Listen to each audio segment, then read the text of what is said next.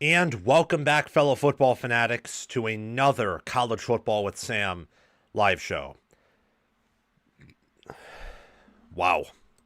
What a day yesterday. What a day. Full of chaos. Another Saturday where, with South Carolina nearly taking out Texas A&M, with Texas getting blown out by Georgia, and with Michigan nearly losing to Northwestern, Iowa going down to USC, Oklahoma beating Alabama on the road, and Florida keeping it close with Ole Miss. It was a really good day. And you also nearly had Georgia Tech get taken down by now a 1-10 Boston College team who's 0-7 in ACC play. It's pretty interesting stuff for sure. So we're going to talk about all of that. And I also have a top 10 to give you. I already have my top 10 teams for week 13. So we are going to go over that. But before we begin, make sure everyone to like, make sure to subscribe, make sure to hit that notification bell. Please do those things and be active in the live chat. If you do have something that you want me to respond to, guaranteed, I'll try to respond to some things today very quickly that aren't super chats. But if you do want a guaranteed response, sign up as a paid member of the channel or send in a super chat. And the only reason I do that is because I just don't have the time to get to every free question. If I did, if I were somehow omnipotent or didn't sleep, I would answer questions for free. Like all of them, if I could. But unfortunately, I could not. We do have our first super chat, though, so let's put that up on the board, and then actually we'll start off by answering a few questions here before we really begin. Today is going to be a shorter show. I know I say this all the time, and then it goes on for a while, but we're actually starting pretty close to our goal of going live at 10 a.m. We're only an hour past that. And that was just because I was busy yesterday. I was watching football and I was meal prepping for the week. I have pizza rolls. I have a Chipotle bowl that I made. I had to make like everything from scratch, from what I could find. I made breakfast and I also baked some cookies. Did all of that while watching games, and I'm also blessed enough to have YouTube TV back at full strength. SFS Inverted, thank you for the $5 super chat. I see the production value is going up. When is the dedicated office building showing up? Soon, my friend. Hopefully in the next 2 to 3 years we could get our own dedicated studio. But before that, I'm content with the background. I'm content with the lighting. I'm pretty much content with everything on this show. So as of right now, like, not content in the way that we're complacent, but the cosmetics of the show, I'm good with. I want to continue to work on getting out as much quality production and videos as possible, and probably be upgrading some other things, whether like camera related or processing related. Yeah, sweet. Thank you for the $5 super chat. Hopefully one day we can get to a dedicated studio. Let me see. On Michigan podcast, Steve made a point about Brian Kelly going to Michigan State. Thoughts, Sam? Thank you, Pissed Ohio in 16. Interesting question. I would give it a no, but that's just me. Although I don't think it would be the worst hire in the world that Michigan State could make. I would prefer, if I were Michigan State, I would prefer them going after someone young and taking a chance and hoping they find a gem. I know that Michigan State's usually considered a stepping stone program, but they're a top 25 program with some good boosters. So if they get the right guy and get their donors engaged, they can keep said guy around for a while and prevent him from going to bigger programs. Especially if he views Michigan State as a destination job, which some view. So maybe Steve is right, but I don't think that would be the best hire Michigan State can make. They could probably go for a smaller name who would turn around the program at a faster pace. Any other chats? Would a healthy Indiana offense make a deep run in the playoffs? Yes. Yes, they would. I think healthy Indiana with their coaching staff is probably number one. The issue Indiana has is that they do not have the roster Ohio State or Georgia do. Healthy Indiana with their coaching staff and with the fact that they're at least deeper than last year so they can have a few contributors from their two deep step up in addition to their starters makes them capable of winning any game. Any game. And they still have the most impressive win of the year. After sleeping on it, I do think that Indiana beating Oregon on the road is a little bit more impressive than what Georgia did yesterday, but only by a sliver. Georgia and Ohio State would be these other teams that I think can make a deep run in the playoffs, but those teams, I'm kind of thinking regardless. I don't know about regardless of health, but Ohio State and Georgia can sustain injuries at more positions than Indiana can. The exception of those would probably be receiver and offensive line for both teams, which is similar to Indiana, actually. I'm beginning to think more and more, and I'll talk about this with my top 10. The list of teams who won it all after yesterday, who can win it all, in my opinion, shrunk, but the probability of any of those remaining 7 to win it all increased at the bottom and decreased at the top. I think the playing field is leveling out more and more as the season goes on. Like, what Georgia showed yesterday is their best game of the season, and to pretend that they aren't in tier 1 after that performance is weird. Oregon, when healthy, you can't ignore. Alabama's very similar to Ohio State. They've just played a tougher strength of schedule and don't have Jeremiah Smith. But they're pretty similar creatures. So I'm not counting out Alabama. I do think Ohio State's better than Alabama too, by the way. But there are a lot of teams that can make a deep run in the playoffs in terms of the top 10, which is a handful of teams in the FBS. Indiana is one of those teams. If healthy, they can do that. If they are still a little bit banged up, but say they get the first round bye, which I'm pretty sure they will, and they get an easier quarterfinal game, maybe then they can still make a deep run in the playoffs, but I'm unsure.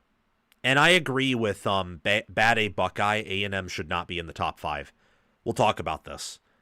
After yesterday, they are not top 5 in power ratings. I mean, that win is a credit to Elko's coaching, and I think shows that he's one of the better head coaches in America, but roster-wise, they're not there. Like, they are probably the 4th or 5th best team in the SEC, and they're the 4th best team in the Big Ten. I mean, they're not a national title contender after yesterday. Derek Blase, with USF losing again, what does the G5 situation look like? I'd like to see JMU get a shot. Would be a fun wildcard team. JMU could get a shot. It's probably going to be North Texas or Navy at this point, since both Memphis and USF lost. Let me see any other chat. I already answered that. I am going to get a haircut soon for people talking about my hair for whatever reason. Okay, I think that's good enough for now as for questions to be answered. If any of you have any other questions that you want me to give a guaranteed answer for, send it a super chat or sign up as a member. I will recognize it and I will answer a question that any of you have. Honestly, I thought this is the last one I'll answer because it's interesting. Honestly, I thought Texas Tech was better than A&M, and I thought there was an argument before yesterday for them to jump UGA. Oh, Texas Tech is the best team in Texas. I'm fully convinced of that after yesterday. It's not just a roster thing either. Like, their D-line is... Their defensive front's the best in Texas. Their defense is the best in Texas. Their offensive line is in between Texas's and A&M's, and their rushing attack is pretty competitive.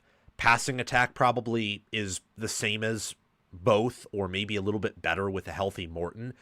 It's a coaching thing too, I think, in part. Like, they're not that much worse, if at all worse, than the Aggies or the Longhorns in coaching. Tech's the best team in Texas, and what you're gonna start to see, if you haven't seen it already, like let's check out ESPN's FPI here.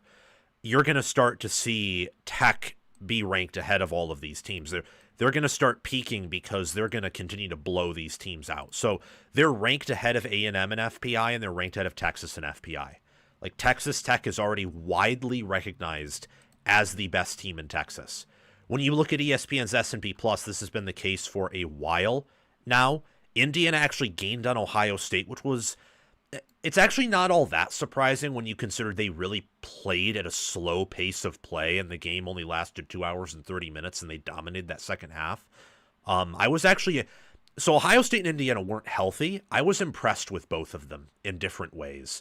Like the way that they are both able to play without their top players and still destroy teams is impressive, just to say the least.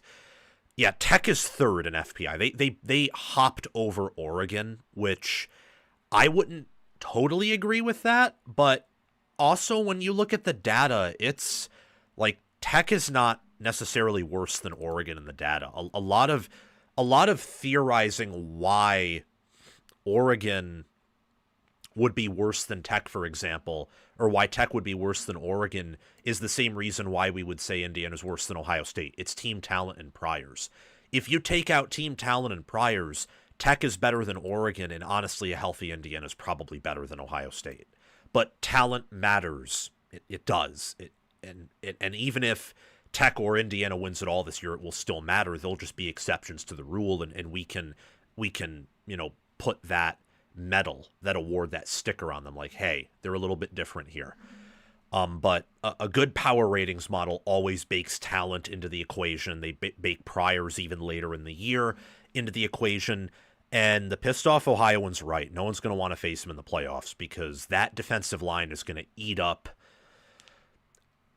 I don't think there's a single offensive line minus maybe Oregon's that could like hold their own against Tech and that D line. And that's a maybe for Oregon. And that's me going off of an Oregon schedule that outside of Indiana has been fairly doable. The Iowa game was impressive from an Oregon offensive line and line of scrimmage standpoint. But Tech can win any game. There are more than 10 teams that can... Well, are there more than 10 teams? Let's look at FPI again. I would say there are probably 11, 12... No, hold on. There are probably 12 to 14 teams that, if healthy, can win any game depending on circumstance. That's insane parity. Doesn't mean all 14 are equal. Like Ohio State, Indiana, Georgia, Oregon, and I would say at this point Tech are, and I'd probably include Alabama in there too. Alabama really shot themselves in the foot. Those six, I would argue, are kind of above everyone else, especially Ohio State, Indiana, Georgia, and Oregon. I'm like, I might have to redo my top 10 while I'm talking about all of this live as I think through things. Like my thoughts last night in the AM when I was sending my graphic designer what my top 10 were are a little bit different from what I think right now. So I might redo it or maybe introduce my own personal top 10. So I have power ratings, and I don't have a model for power ratings, but I try to be as objective as possible when building them. What I think that the 10 best power rated teams are right now and what more of my personal top 10 are a little bit different. And the difference between them has grown as the season goes on for a variety of reasons. Yeah.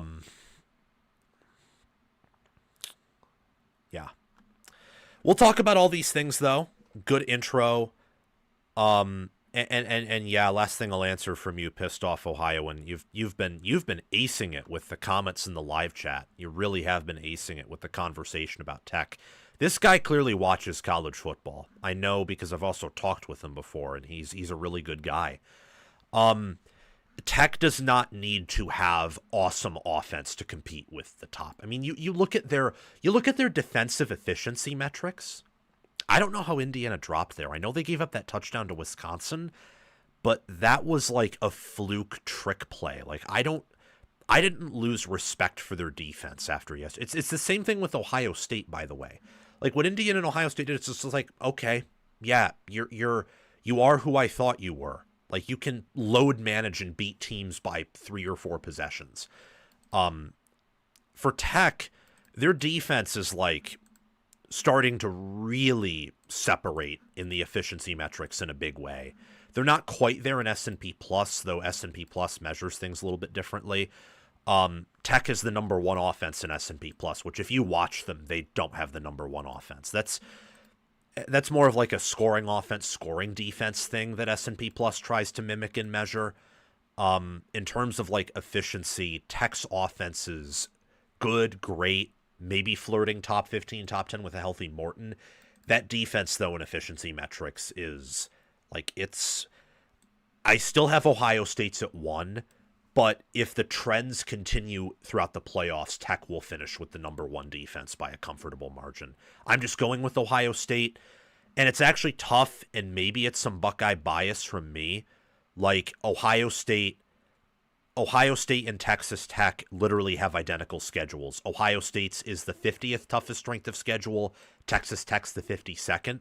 So if you hold SOS against Tech, you can't hold it against Ohio. You can't hold it against Tech or hold it against Ohio State and not the other. They've basically played the same exact strength of schedule. So it's just a lot of interesting things. I'm really excited for this playoff because I think that there's going to be a lot of good football. And because of the changes in the playoff structure, among other things, it's going to be a better year this year for the playoffs than it was last year. But let's get to it. Let's talk about some games. We'll start with Oregon just absolutely obliterating. Yeah, that's what we'll start with. We'll start with Oregon completely annihilating Minnesota in a game that honestly was not as close as the final score indicated. No, it's a Friday night game. Didn't do an instant reaction because Fridays are my off days, and I had to do a little bit of work on Friday, and I didn't want to. But we're doing it now. We'll get it out, of course. As always. So let me just pull up things here, and we'll get to them. I mean, you look at the numbers in this game, and it is insane what Oregon was able to do offensively here. Were they offensively, with some of their receivers still down in this game, they looked like they looked like Ohio State's offense against Minnesota. Like this is a offense that with peak efficiency and within the system is able to create big plays and do plenty of great things. Oregon made Minnesota look like a MAC school on Friday night. And the encouraging thing and biggest takeaway for Oregon is that the 8th-ranked Ducks, who move on to 9-1, 6-1 in Big Ten play, they looked like Ohio State against Minnesota offensively. Through the air, they averaged 10 yards per pass attempt with 2 touchdowns. Dante Moore had a 91.4 QBR, 27 of 30 for 306 yards, a passer rating of nearly 200. Moved back in to the top 30 of QBR, is closing back in on a 170 passer rating. He only took 1 sack. Oregon, difference between them and not just Ohio State, but really the best teams in America, minus maybe Georgia, maybe a healthy Indiana, is that they were able to pound the rock. And they pound the rock in a way that a lot of these other teams at the top can't do, because they can both run in short yardage situations and bully through. They can also create explosive runs, whether untouched or, as Noah Whittington did, breaking several tackles. I was corresponding with someone who also watched this game very closely, was very knowledgeable. Him and I were going back and forth about it. And something that he took away from this game that I thought was very interesting is that he said Oregon was drastically better coached than Minnesota. That Minnesota continuously was missing their assignments on zone coverage in man-to-man. Obviously, things didn't work out because they're not as talented. They don't have the twitchiness, the athleticism. Minnesota, their quarterback wasn't as poised. Part of that was because Oregon's defensive line was consistently getting pressure. They really ate up that Minnesota offensive line. There were some instances where Darius Taylor was able to get free on a screen pass or on a run, but that's because Darius Taylor is really good and has a knack for operating well outside of the system. That is not at all what Minnesota wants to do if they're going to be successful. You're going to have to consistently put together sustainable drives, move down the field. Your quarterback is going to have to see the field better. And there were some plays like where he saw Mateo Uyunglele and just sat down and dived forward to take that sack, where clearly Minnesota was outclassed from a coaching angle, from Fleck, I think, ranting and raving and complaining about some of the calls that were made, which really weren't that bad. That catch by Jeremiah McClellan was a catch. His feet were barely in bounds, but they were in bounds. And look, Oregon came to play. I can't imagine that Dan Lanning is happy that they gave up 13 points, but they looked like Ohio State did against Minnesota. They performed at the level that Iowa did against Minnesota. And this is both a Minnesota is an awful team, especially on the road, but in general, they're pretty overrated and overvalued. And this is also a thing about Oregon, where Oregon is one of these top-tier teams.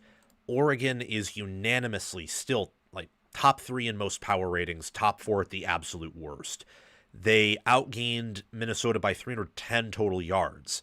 They didn't even run the ball all that much. This was a game where Will Stein and Lanning clearly put together a game plan to get more involved in the passing game and confident. He was able to progress through his reads, hit a lot of his checkdowns, a lot of his primary routes were open, and when he threw the football, his throws were perfect.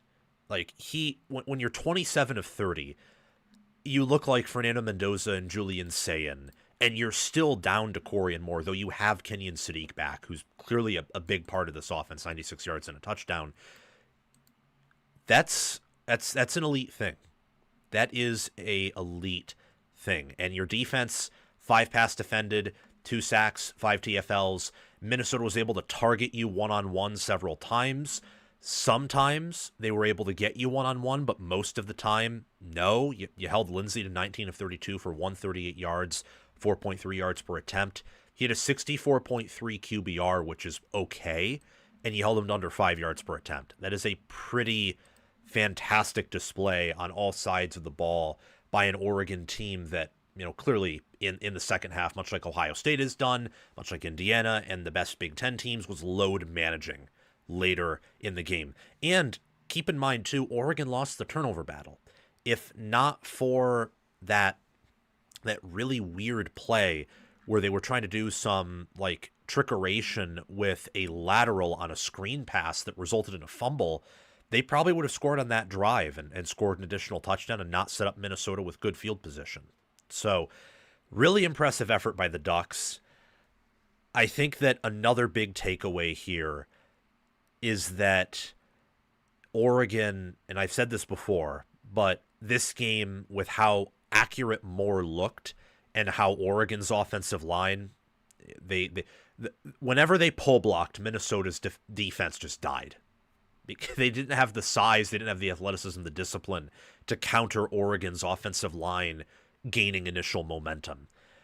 Oregon with a healthy Evan Stewart and Corian Moore could win it all. And they could be the best team in the country when it's all said and done. They're not right now. I don't think anyone would say they are right now. I'm just talking about hypotheticals. And that is interesting because when you look at Oregon's schedule, we'll get to it in a minute here. They play USC, they play Washington. They'll be favorites in both of those games. They match up well, I think, with both of those teams. They're probably not going to get to Indianapolis unless they went out and Michigan beats Ohio State, at which point, given the 3-way tie, there is a chance for Oregon to get to Indy. But if they get to Indy, with all the chaos that happened yesterday, there is a good chance they could still get a first-round bye with a loss. They certainly do with a win. At 11-1, Oregon gets a home playoff game. At this point, probably the 5 or 6 seed. And you're then talking about getting a matchup with the 3 seed or 4 seed in the semifinals, who you'll probably be power rated over. And you get a home game to build some early momentum. And if you miss Indy, you get an extra week of rest to compensate for having to play 4 playoff games instead of 3. So I think there's a really great chance there's a lot of value on Oregon after a game like this, and with some of their other performances throughout the season, and the fact that it sounds like their injuries are not season-ending for any of the players they have out right now, including Evan Stewart, that there might be some value on Oregon to win it all. There just might be. We'll get to that a little bit more later. For Minnesota, very quickly going through their schedule, you look at the road losses to Cal, Ohio State, Iowa, and Oregon. They have not won a single game on the road this year. They, on average, give up 42.67, 40 or 41.67, 41.7 points per game in their Big Ten road slate so far, while only scoring an average of, 19 divided by 3 is 6.33 points per game scored. Yikes. That is an average margin of defeat of 35 1/3 per game on the road in conference play. It's understandable that happened to Ohio State and Oregon, but Iowa and then some of the home games they've played, that loss to Cal, the fact that when you look at ESPN's FPI and their power rating, Minnesota's pretty low. They're one of the worst teams in the Big Ten. They're one of the worst teams in the Power 4. Minnesota is a 0.1. That means they are 1/10 of a point above the average FBS team. They're behind Wisconsin and Rutgers and Northwestern for what that's worth, and they're ahead of Maryland by 0.3 of a point. So for what that's worth, this is not a good team. I've been criticized for that before. I remember saying that on social media before the Nebraska game, and then they destroyed Nebraska. But then I didn't change my mind on that, and we saw what happened with Iowa, what nearly happened with MSU, and what happened with Oregon. They're not a good team. Oregon beating them carries weight because of the way Oregon beat them and how it was more similar to the way Ohio State beat them, and we know what Ohio State is. And we've seen Oregon play. Their only loss of the year has come to an Indiana team that, when healthy, is unanimously top 2 in power ratings, is, within a puncher's chance of being that number 1 team, is second in odds to win the national championship. These next 2 games are very important, and we'll probably be making several videos about both, the USC game and the Washington game.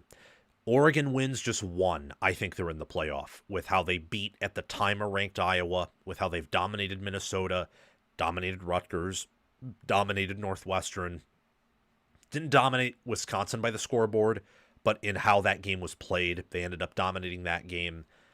Oregon's a really good team, and they're still pretty, I would say, underrated by the general public. I don't think that most people view this team with respect. I don't exactly know why. Part of me feels like the Penn State win feels fraudulent in hindsight. Another reason is I don't think a lot of people can process how good Indiana is. And it's also Dan Lanning, and Dan Lanning to a lot of people is annoying. It's the same thing with the Ryan Day effect, the Curt Cignetti effect, the Kirby Smart effect. The coaches at the top of the sport are, they're rarely viewed positively. Rarely viewed positively. So there is that. But I believe that Oregon has a better chance than people are discussing to win it all. In this game, some final numbers before we close out here. Did not mean to do that. Why did I do that? I can just edit it out.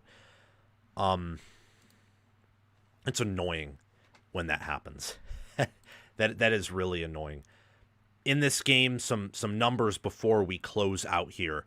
Oregon was in the 94th percentile in EPA per play, averaging 0.35.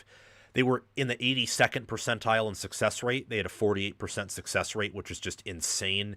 They averaged 7.83 yards per play, 0.62 EPA per dropback, 10.44 yards per dropback. All of those were in the 90th or higher percentiles. They were 19th. They were in the 85th percentile with a 19% havoc rate. That's pretty good. Minnesota had a 12% havoc rate, but a lot of that was later in the game where Oregon was clearly load managing, put in some backups, and their rushing offense just began to sputter a little bit because of that. On a day where Dante Moore had 312 yards of offense total and Oregon ends up covering the spread, winning 42-13. Wonderful day to be a Duck fan. Great performance by Oregon. There is still some things to be desired. And with an extra day of rest and a home game against USC, I think that you will see Oregon's best efforts in the remaining games in November against the Trojans and their rivals, the Washington Huskies. Bless me. And I forgot to discuss Big Ten standings, but that's okay. Big Ten standings really in this, like in a game like that, don't exactly matter, and we did already talk about that. Big Ten is in a position to occupy 3 of the top 4 spots. They are. Although I will say that, well, I don't know. I mean, it depends on what Oregon does to Washington and USC. If they blow both of them out, then yes, that's in play.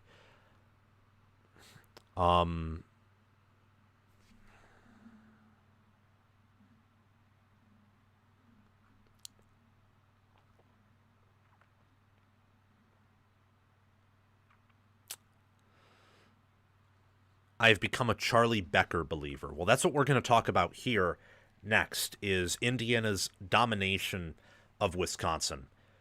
Indiana and Wisconsin only played for, I think, 2 hours and 30 minutes is how long this game lasted. The Hoosiers beat the Badgers. Indiana dominated Wisconsin 31-7 in a game that only took 2.5 hours because both the Badgers and the Hoosiers decided to play at an extremely snail pace of play. Extremely slow pace of play. Wisconsin covered the 29.5 in part because of that slow pace of play, and it was 10-7 at the half, with Wisconsin scoring on a very flukish 4th-and-1 trick play.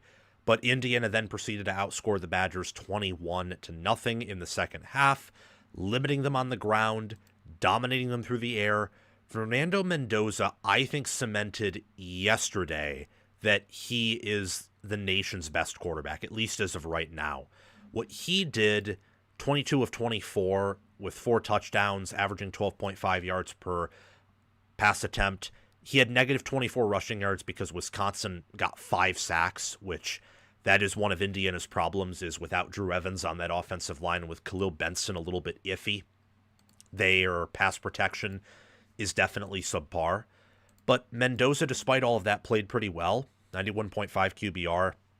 Some of the sacks were his fault. That's an area where, for example, I think Julian Sayin is ahead of him in. But what he was able to do without Surratt in this game, returning home, connecting with Charlie Becker, who had over 100 receiving yards and a touchdown with a long of 48, I thought that was pretty impressive. And Indiana themselves did really control this game and dominate it. I was impressed in part, especially in the second half. I know it is just Wisconsin. Wisconsin's bad. But it's similar to Ohio State playing UCLA or Oregon playing Minnesota.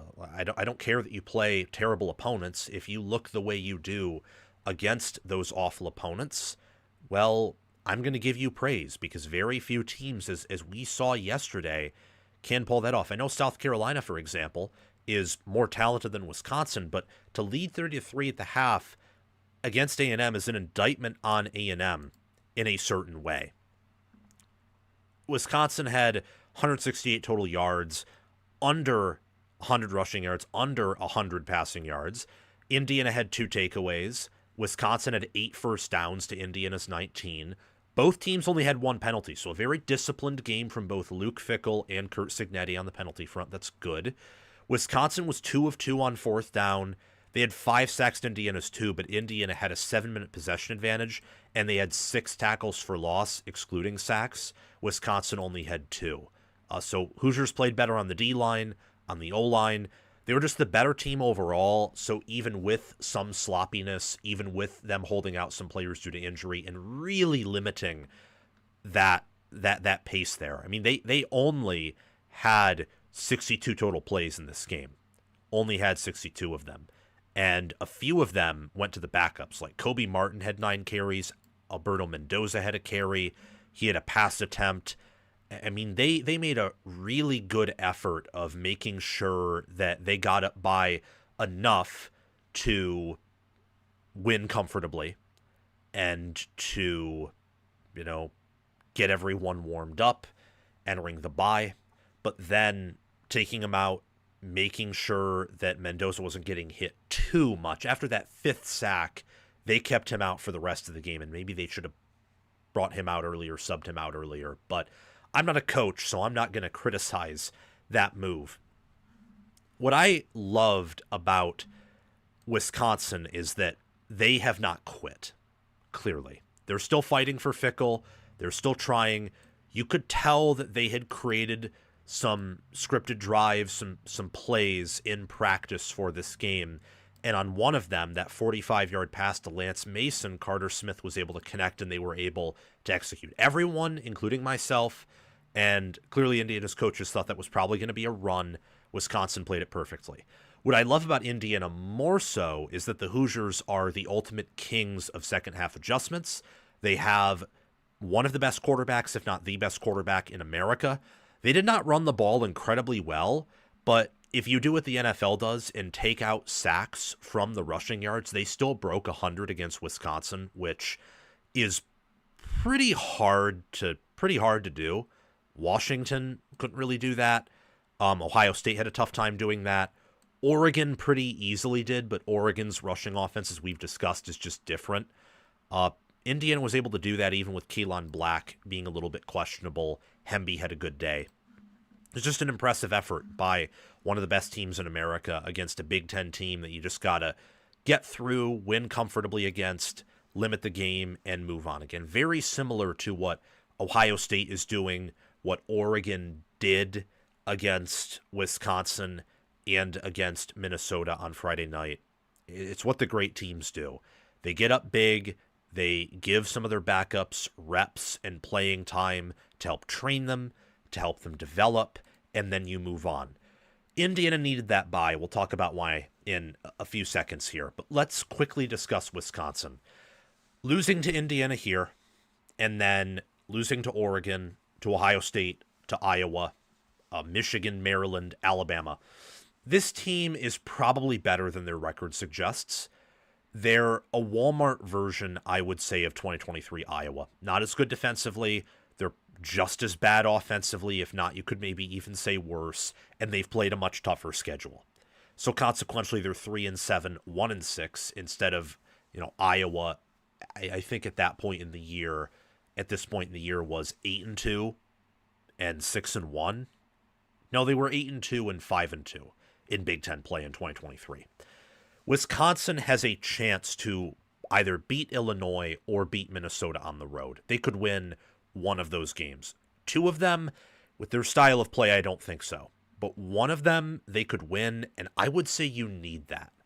Going 3-9, 1-7, and then saying, well, we don't have the resources, and that's why we're keeping you, that's not good enough.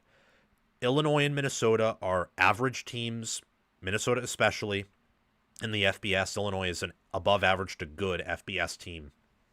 Beat one of those teams, that will give even more confidence entering the preseason.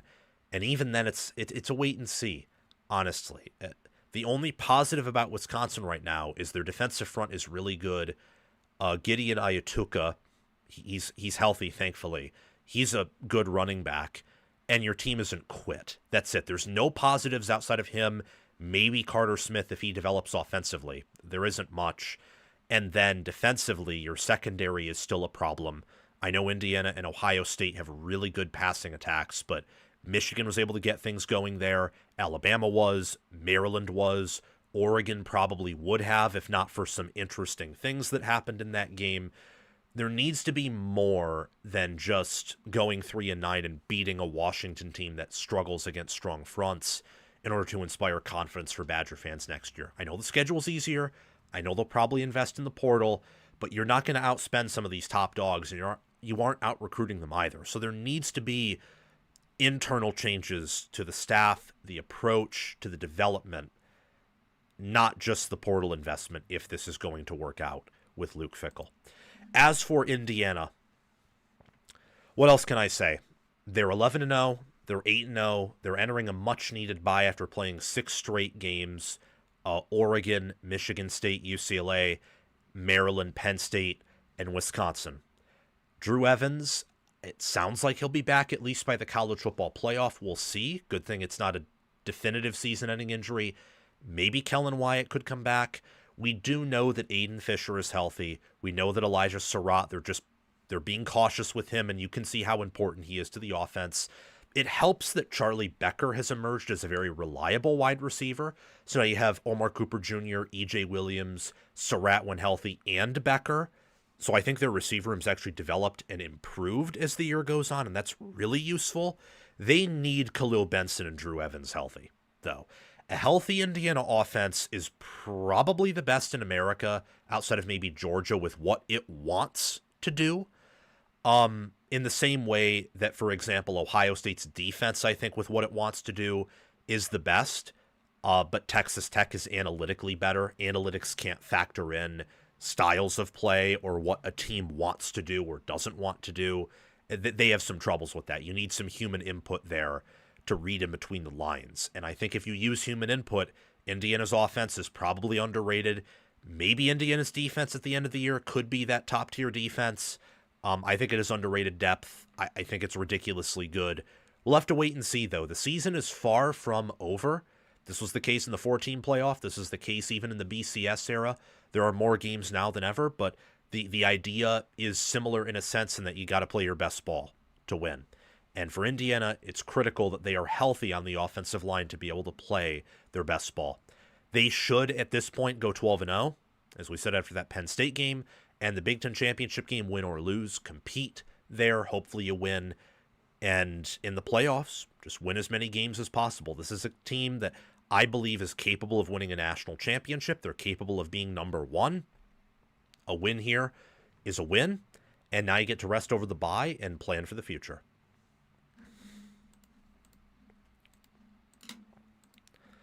Michigan surviving Northwestern. This is going to be quite the game to talk about.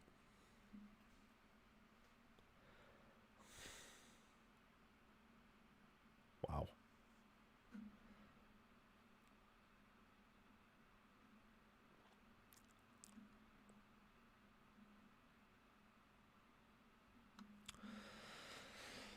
Oh, a little bit tired, guys. I think I've been surviving on a combined 12 to 13 hours of sleep, which is more than some people get.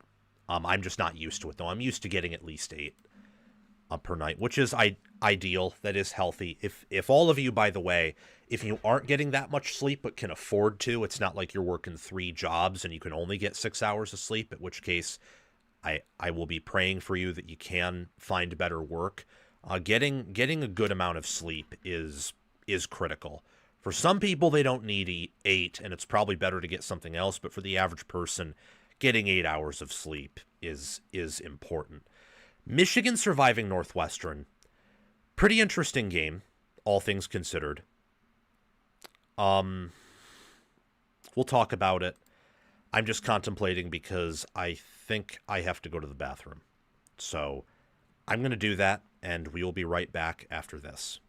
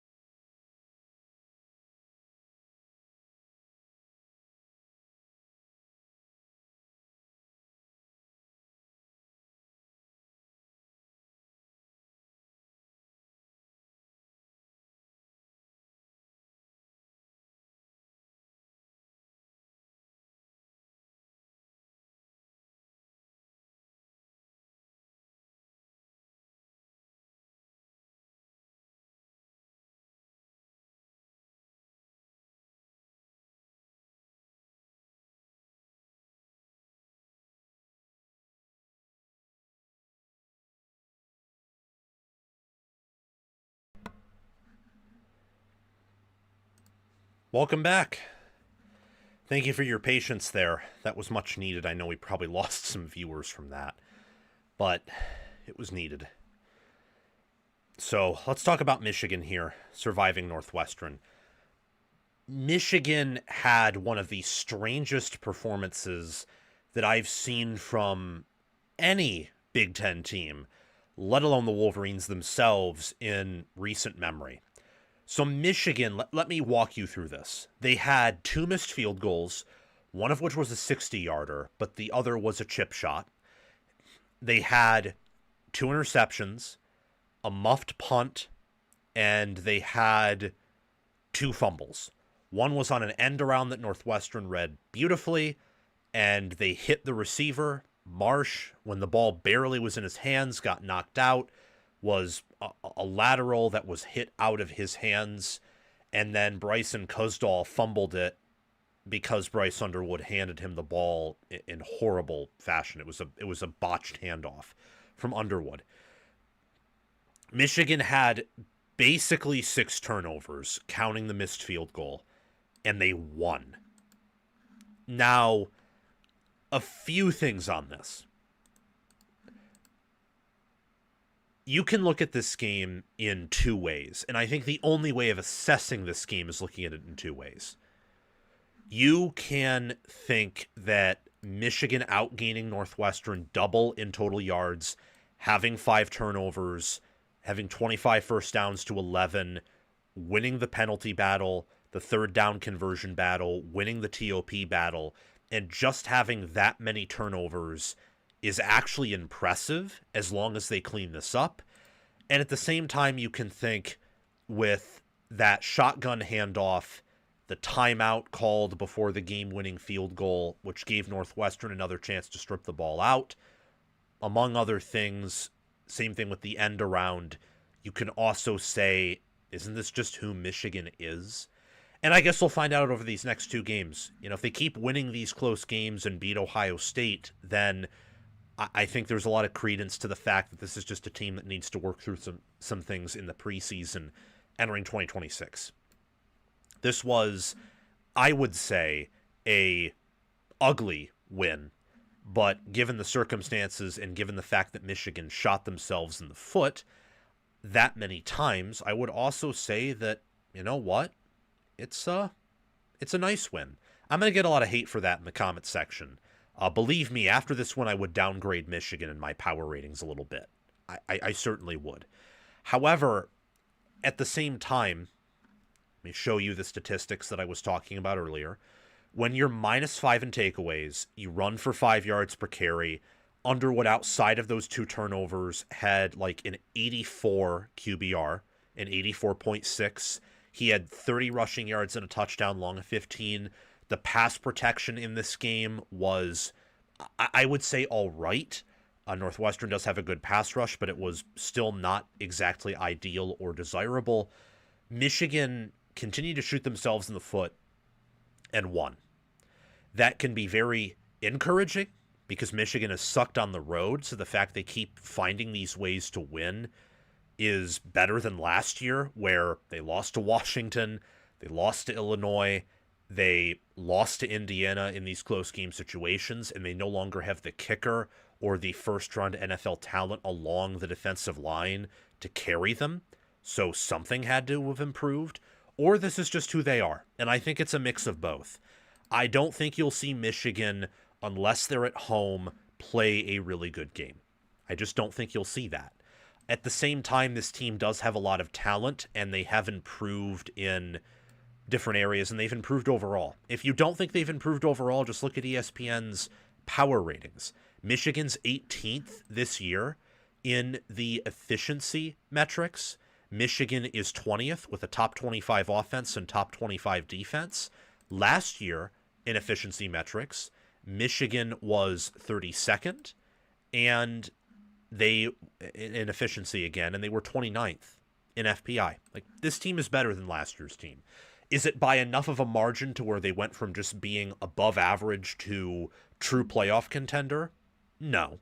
And there's a lot of things they do have to clean up if they want to be successful in the future. There's a lot of coaching decisions yesterday that were questionable.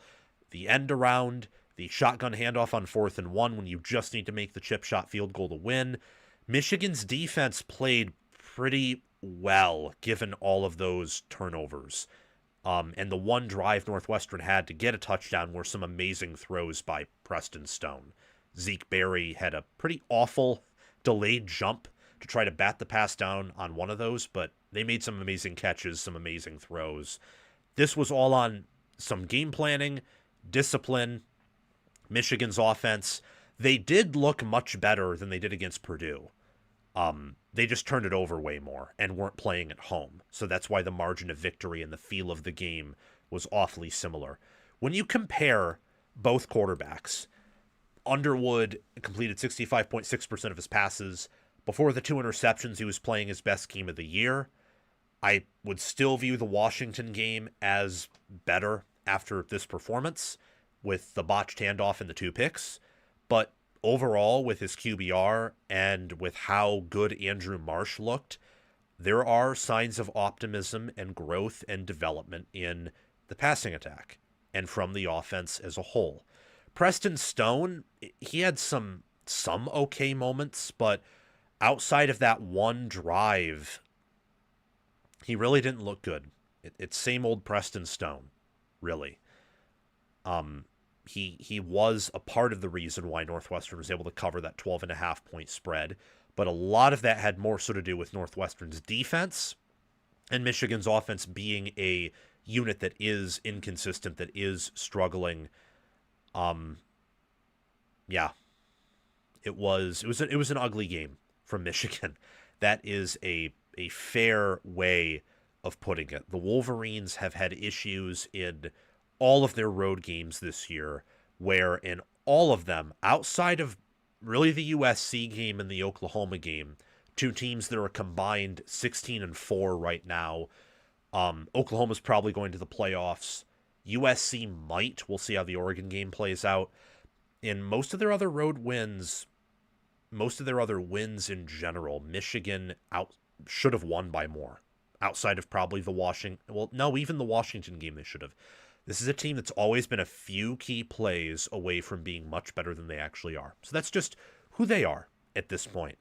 Looking at Northwestern's schedule, we'll talk about Michigan's and some key takeaways I've had from this game. The Wildcats have an opportunity to beat one of Minnesota or Illinois and go bowling.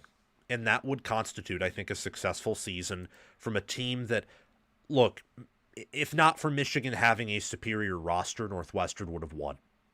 That's just facts. I said it in my preview that David Braun is a better coach than Sharon Moore after this game. I totally believe that. And if David Braun goes bowling for the Wildcats, I think there is a fair chance that maybe another school could take a chance on him. I don't know. It's a hard place to win at Northwestern with the academic restrictions, with its location, with the fact that they don't really have a keen environment to play in right now. The one thing going for them is their development on the O-line and D-line that has taken place under Braun, and they always seem to do pretty well there no matter who they have. I know they have a 3-game losing streak, but Minnesota is a much worse team than Michigan. And I'm not saying that because Michigan's this great team. Michigan's good. They're not any better than good. Minnesota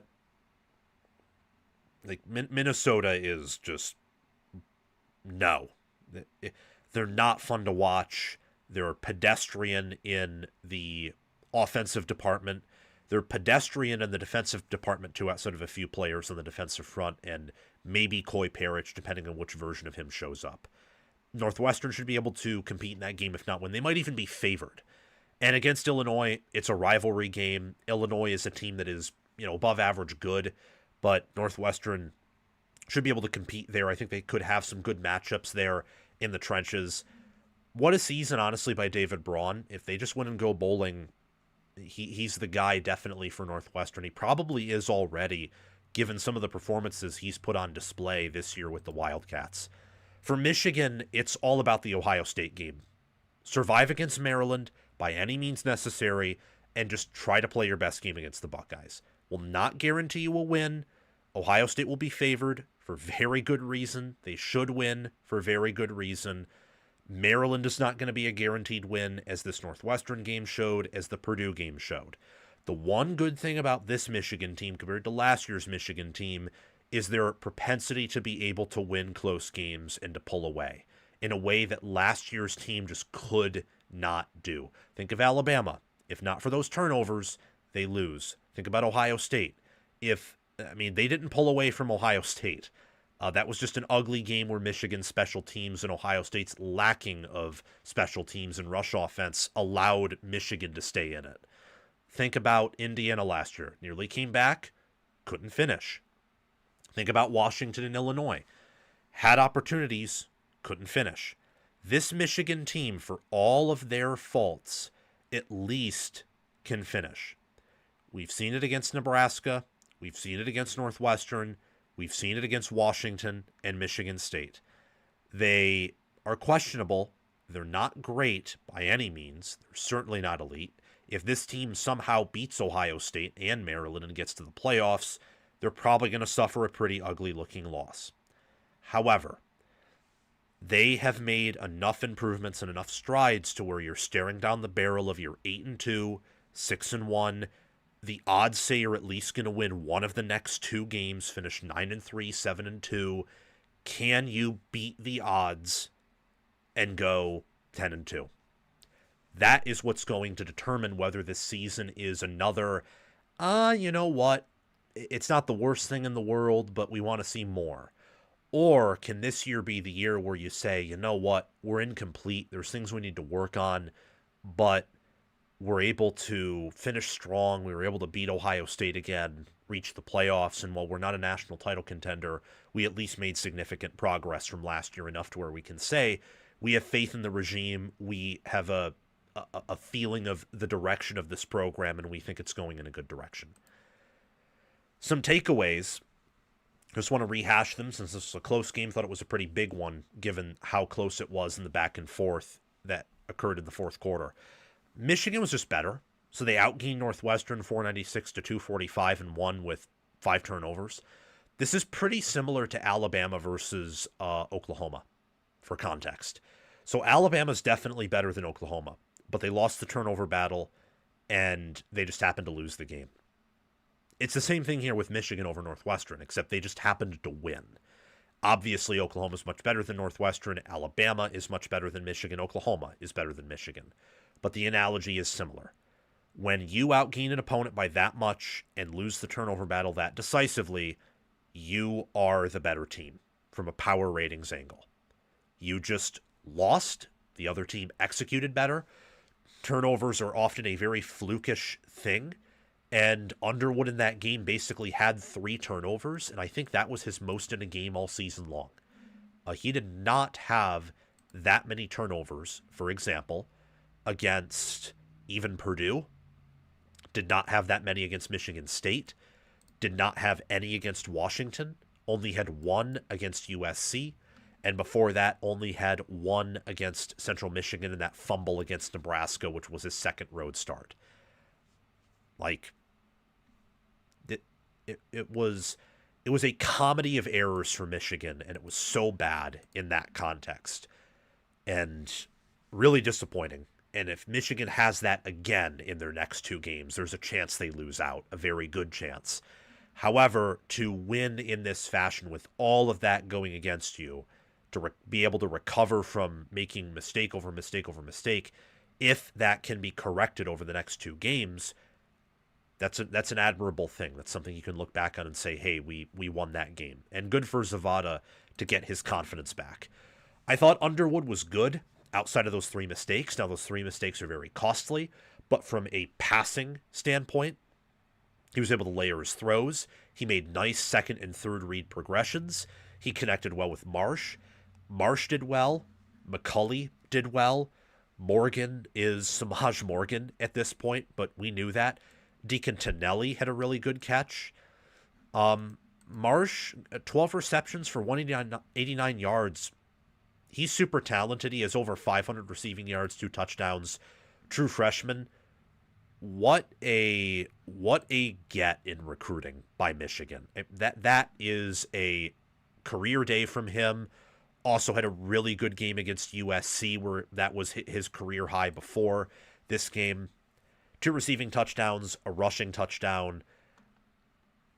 He's Michigan's wide receiver 1. And it's good that you finally have that emerging and you have more than a 1-game sample size of him doing well, entering a final 2 stretch of games that are Michigan's toughest. That's Michigan's toughest stretch, even tougher than USC and Washington back-to-back due to how good of a team Ohio State is. So, special teams, I sent out a tweet during this game. Of course, the day that Underwood looks really good, special teams are the antichrist and are just awful across the board. Zavada missing a chip shot, Zavada pulling it right, the punting game not going in Michigan's way. Samaj Morgan muffing that punt. He recovered it, by the way, but you can't complain about the refs when you make those mistakes. I don't want to hear anyone say, oh, that was a call that nearly cost Michigan the game. The reffing crews were awful. Michigan was making mistakes all throughout that game. They ruled Northwestern recovering it on the field, which probably wasn't wise due to the fact he came out from the pile with the ball. But look, you're not going to get every call. And you can't muff punts. Like, muffing it and then recovering it is not a good play. That is a bad play that just wasn't disastrous. J.B. Brown is someone who certainly is going to be under the microscope in this coming postseason for Michigan, and when it comes time for Sharon Moore to make some coaching changes, as I think Michigan probably will be making some. He might be one of them. We'll see. Zavada getting that redemption field goal at the end, good for his confidence. He was happy. He was excited. Staff was excited for him. Team was excited for him. That was the one positive on special teams in a day that was otherwise terrible in that department. The defense, I wanted to see more havoc plays for sure. I wanted to see more sacks, more TFLs. They were able to get some pressure, but Northwestern was able to get the football out quickly. They were able to get 2 TFLs, but ideally you would want to see more. The good news is, outside of really that one rushing touchdown after the turnover and that one drive where Northwestern was just making some amazing catches, and look, it's hard to hold a team to under 10 points. It is. Like, Michigan's defense last year when operating at peak efficiency, they could. The defense the year prior for Michigan, yeah, they could. Ohio State's defense this year and last year, and the year before that, could.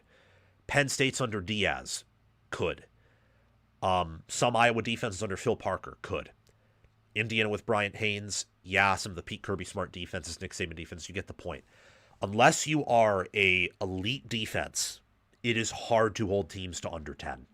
I thought they did a pretty good job, all things considered. If that defense plays that well for the rest of the year and Michigan's offense cleans up its turnovers, Michigan does have a chance to go 10-2. And last but not least, I do believe Northwestern will go bowling. One of Minnesota or Illinois, they will beat. Again, not a great win for Michigan, not a great win at all. And Northwestern is not a great team, but they're well coached enough and have enough talent and have shown enough fight to where I think between Minnesota and Illinois, who are both worse than Michigan, Illinois is a rivalry game. They get Minnesota at home. I do think they will win one of those games and go to a bowl game. Michigan escapes. They survive. They advance. Northwestern covers the spread. For Michigan, it all comes down to, can they play spoiler, beat Ohio State, and reach the college football playoff? Or just play spoiler, maybe they lose to Maryland. The next 2 games are not guaranteed wins, so Michigan needs to find a way to fix their mistakes and to continuously play to their strengths and keep improving on defense. I have no idea why my nose is plugged, so I'm going to quickly blow my nose. Quickly.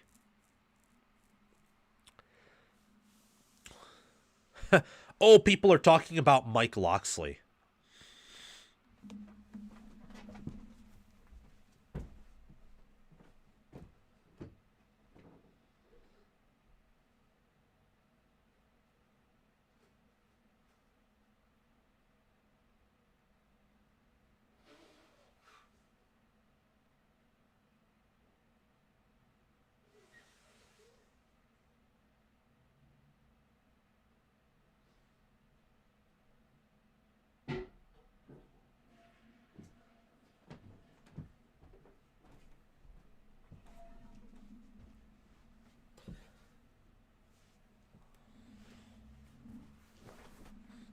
Yeah, guys. Mike Loxley's been at Maryland for 6 years.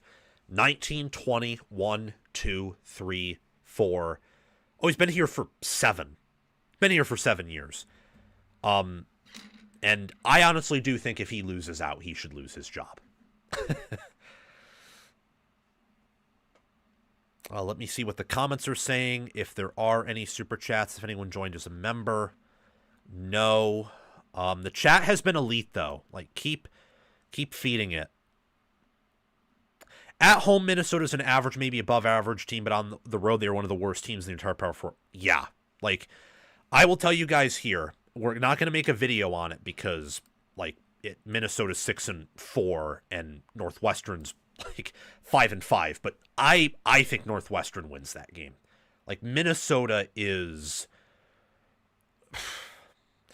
At one point, I thought what Minnesota was doing was impressive because their O-line was so bad. But as the season's gone on, I no longer think that way. I think that Minnesota just uses home field advantage, and they have enough talented players on offense and defense to beat some of the mediocre Big Ten teams, and I think their schedule lined up well for them. But it has been a disappointing operation for the Golden Gophers. That's what I will say. We'll move on now to talk about Notre Dame dominating Pitt. I, thankfully, was able to switch my prediction on this. I put out a community post, so if any of you doubt this, you can look for yourself on my YouTube community post section. But I did switch my prediction from Notre Dame from Pittsburgh to Notre Dame. Just thought that the line was moving in Notre Dame's favor, thought that Notre Dame was the better team. So happy I did that because, man, Notre Dame just absolutely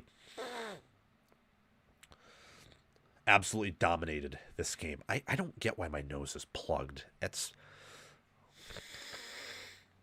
like really really bothering me. Really bothering me. But whatever. We'll fight through it. Notre Dame earned an impressive road win over Pittsburgh, beating them 37-15 with 2 total pick sixes in this game. 1 thrown by C.J. Carr, 1 thrown by Mason Heichel. I was fortunate enough to switch my prediction from Pittsburgh pulling off the upset to Notre Dame winning. In my preview and prediction video, I did pick Pittsburgh to win. A few days after that, I thought that was probably a pretty foolish decision. Notre Dame's the better team. Notre Dame, when they lose, if rarely, it's when a team's more talented than them or it's a really sleepy spot, and this Pittsburgh game was neither of those. So I switched, picked Notre Dame to win. If you doubt me, you can look on my YouTube community post. So, well, I'm not going to say that I was right here because I didn't make a video explaining how I thought the game was going to go after my switch.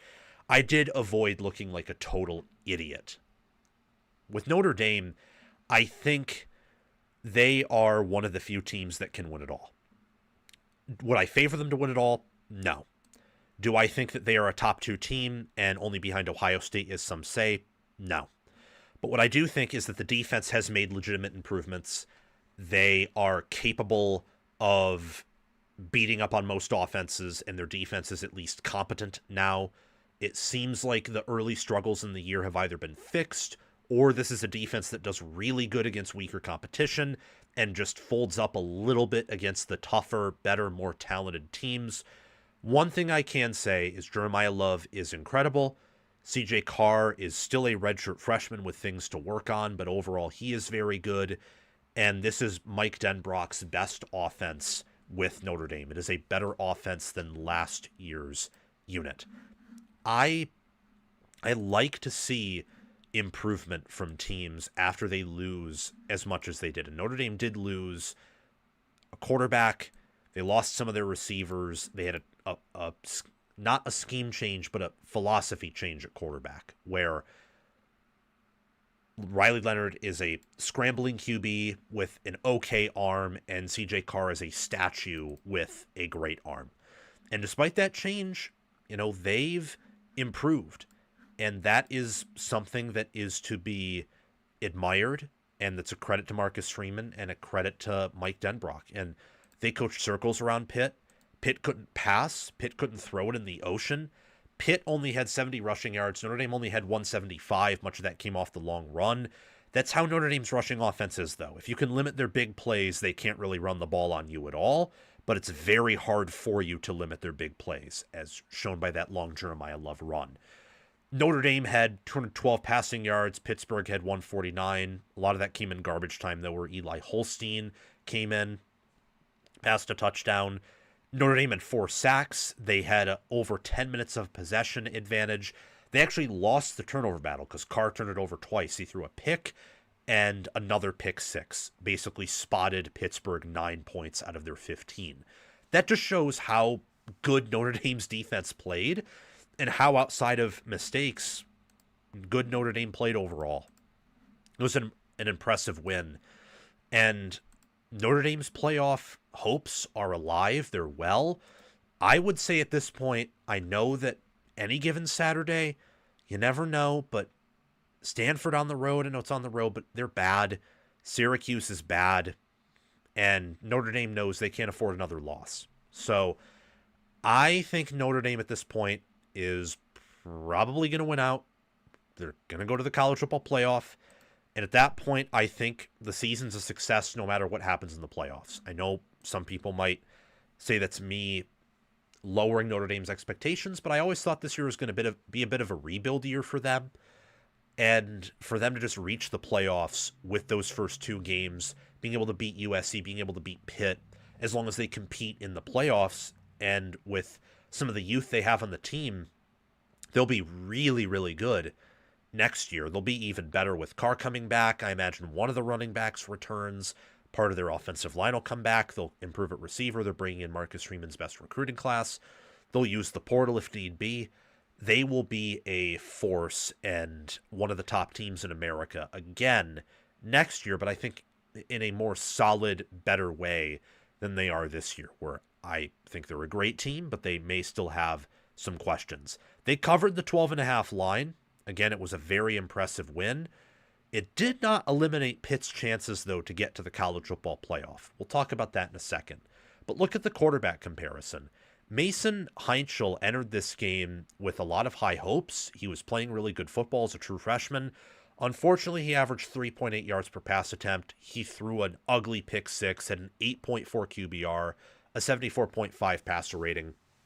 Carr didn't do too well through the air either, but he did have an amazing pass where he was able to, with his cadence, bait Pittsburgh into being offsides, and he had an awesome fade route down the sidelines, or a back shoulder throw on a fade route to Malachi Fields. Did pretty well on that pass, and that's an NFL throw. That's a beautiful throw where only Fields can get it. He caught it. It was a touchdown. He completed nearly 2 out of every 3 of his pass attempts. That's impressive. He had a really good day outside of those 2 pick 6s. And look, CJ Carr, a lot of people have talked about him as if he's, the second coming. And that's a bit unfair for him being hurt last year and him playing well this year. Like, he's not perfect, guys. The USC game, the Pittsburgh game, the first 2 games, in big games, he's a good but not great quarterback. And then outside of that, he's a supporting cast merchant. He's a wonderful quarterback, great future. I kind of take the middle position on him, where I imagine some people really hate him and think he's overrated. Other people probably think he's the second coming. I see that with a lot of people who, watch Notre Dame closely and watch his film, and he is really good. And next year, he probably will be an elite quarterback. This year, he's still working through some things, though, and will need another preseason of development. But with Mike Denbrock in charge of that, you got to be confident in his future as an NFL player, an NFL prospect. Notre Dame just completely dominated Pitt in all series of the game. Pittsburgh is 7-3. They are 5-1 in ACC play. From here on out, they need to win out if they want to reach the playoffs. They were never going to get an at-large because they're 2 losses.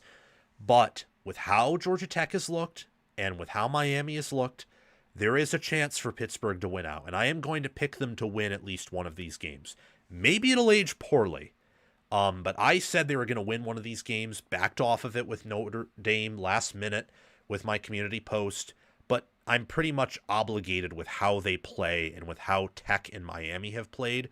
They're going to win one of these games. They're going to ruin someone's season, whether it's Miami's, whether it's Tech's, just with how they play defense and with the fact that Notre Dame is at this point the highest power rated team they played. And I imagine based on Narduzzi's comments, they probably didn't take this game as seriously as they're going to take the next two. Like, Narduzzi is a cynic. So, not that if they took this game seriously, they would have won. Notre Dame showed that no matter how well Pitt played, they were always going to win this game. Point being, it wasn't a conference game. Pittsburgh, it was better off if they wanted to reach the playoffs to put their efforts elsewhere. I do think you're going to see them win one of these games. For Notre Dame, as we talked about earlier, why won't they win out? There's no reason to believe they won't win out. They had their first two games, they lost by an average of 2 points per game. Ever since then, they have won every game by 2 or more possessions. It's impressive.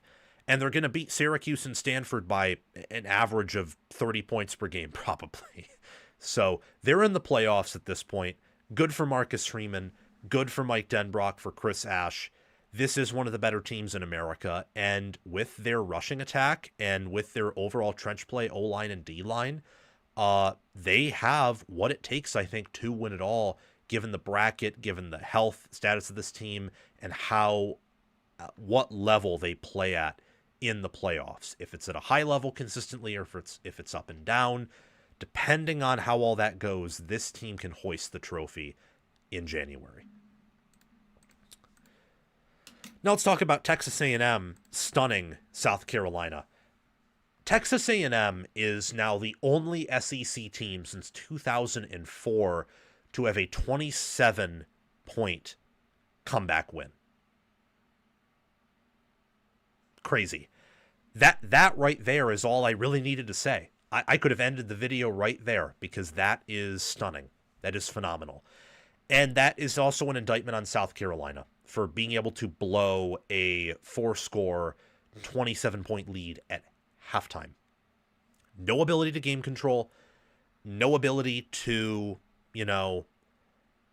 put the game away, to play at the same level you did in the first half, to make the explosive play. You were shut out in the second half by an A&M defense that, let's face it, is good, but is not great, is nowhere near the top defenses of the sport, of the SEC, of the Big Ten. It's far inferior to even Texas Tech's. It isn't even better than Miami's.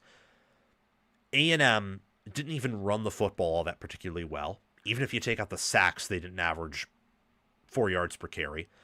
South Carolina had some decent runs, but as the game went on, A&M was able to rack up 4 sacks, 10 TFLs. Marcel Reed actually had a good game after that first half.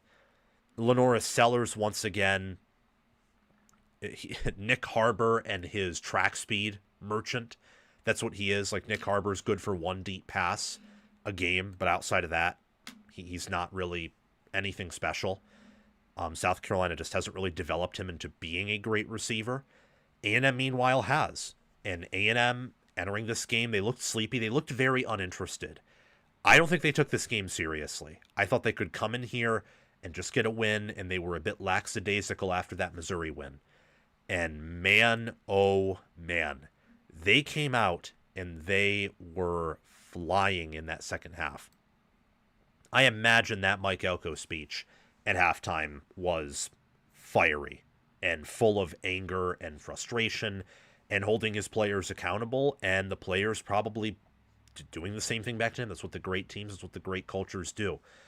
I will say, and this will upset some Aggie fans, but I got to be honest here. I don't think A&M can win it all this year. Now, if they go on the road and they pounce on Texas and they decapitate them like Georgia did, they'll re-enter that conversation. If they win the SEC championship game, they'll re-enter the conversation. But as of right now, like, giving up 30 points to South Carolina in that fashion, allowing South Carolina to have almost 400 total yards of offense when I don't I don't think they've ever surpassed that this year.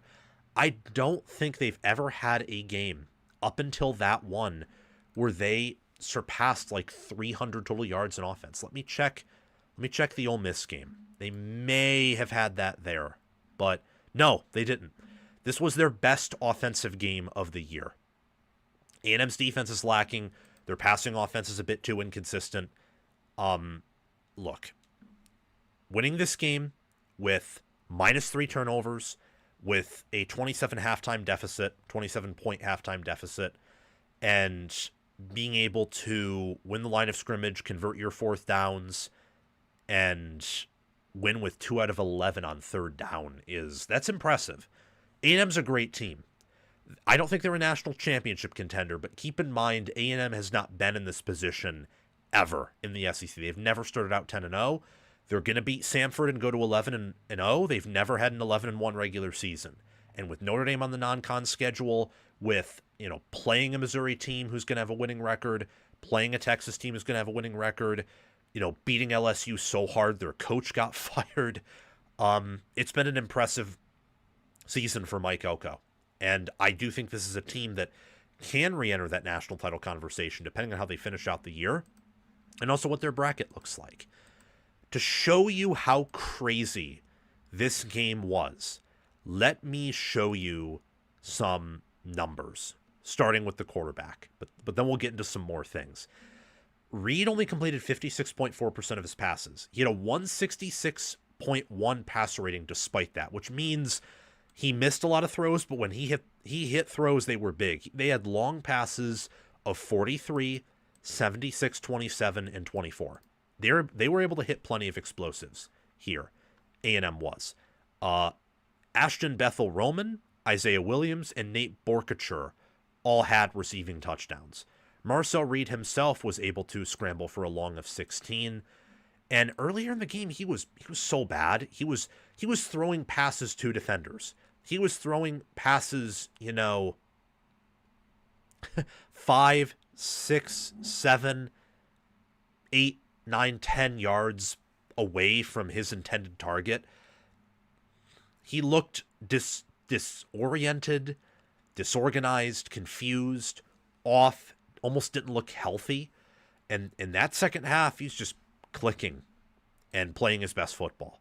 His Heisman odds rose after that, which to agree with the cynical Ohio State fans, the lunatic fringes they call themselves, it is kind of pretty ridiculous. I can see some merit in it given how good the second half performance was. It was better than Mendoza's at Penn State, for example, and the comeback was more impressive, but he also helped put his team in that hole. And if he played in this game like he did against LSU or Missouri, they're never down 27 points at half. So a little bit ridiculous there, guys. Like I think the award should go to Jeremiah Smith. If not, it should probably go to one of, Sayin or Mendoza. If it doesn't go to them at quarterback, it should honestly go to Gunnar Stockton. Like, Stockton's played incredibly well, made great plays on his own even outside of the system, which is already a good one under Mike Bobo. But Reed performed well in that second half. There's a reason he finished with a 79.8 QBR. He basically played perfect in the third and fourth quarter. He's 13th in QBR this year. He has a 156.9 passer rating. He's improved in every way from where he was last year. Now let's get into some crazy stuff. I know Lenoris Sellers, he made some good plays, but overall, he's just not developed in the way that I thought he would, and he doesn't have a supporting cast. Let's look at the Texas A&M first half drive chart. So, first play, or first not play, but first drive, they start on their own 25, they get a field goal. Then they have another drive, field goal miss. They fumble, that South Carolina recovers. Then they punt again, they punt again, they miss another field goal, they throw a pick in the end zone, and they throw another interception.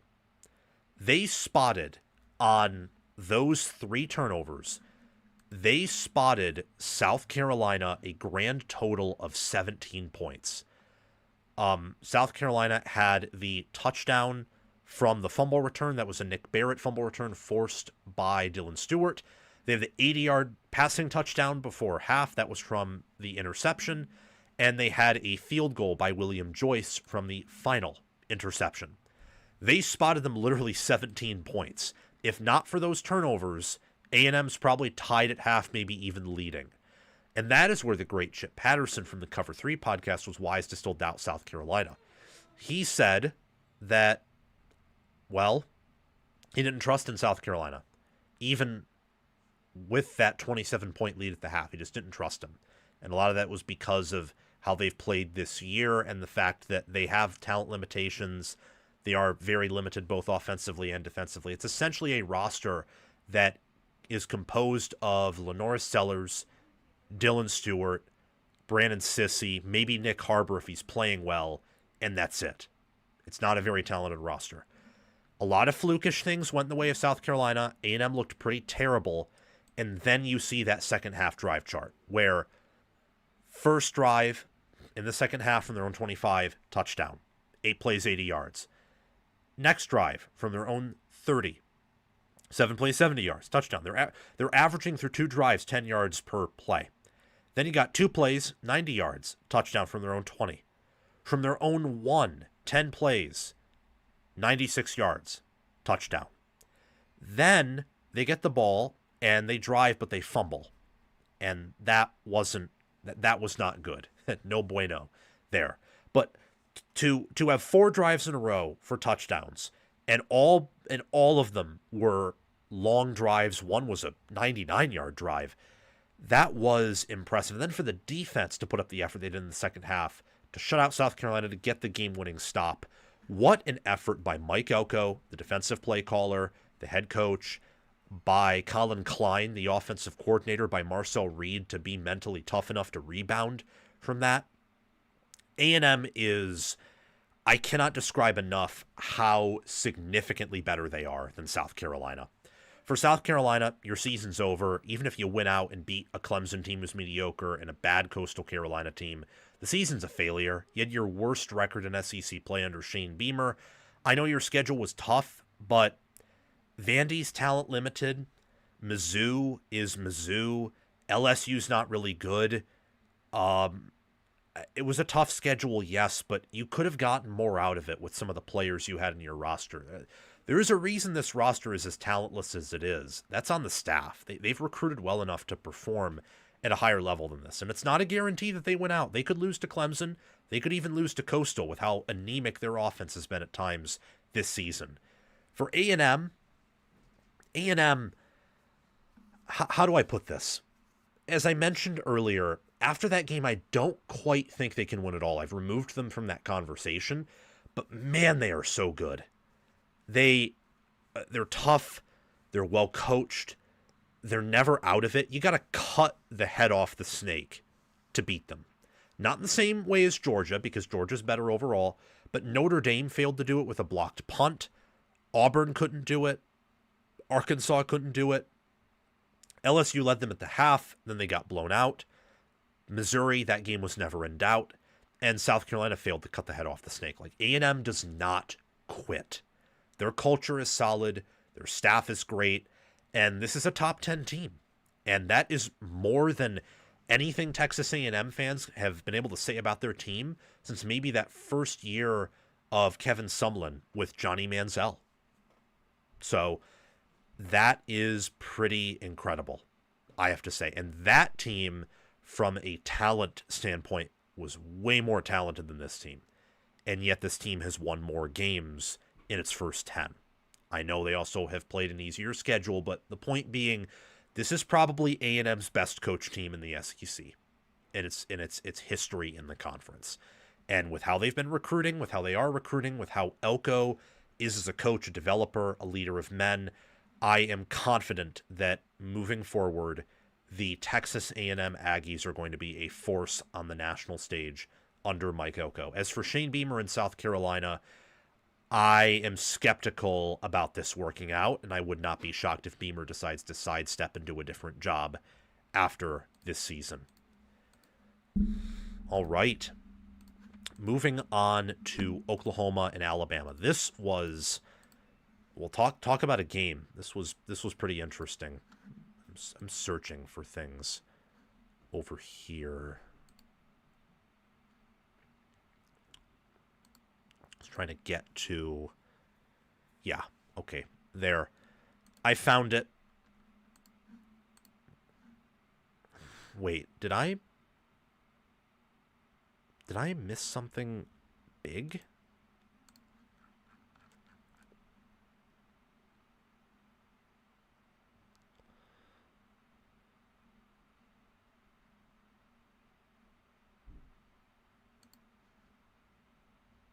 No, I did not. I did not. Yeah. Let's check the chat before we move on. Just to see, we have over 1,000 total views and 64 concurrent views.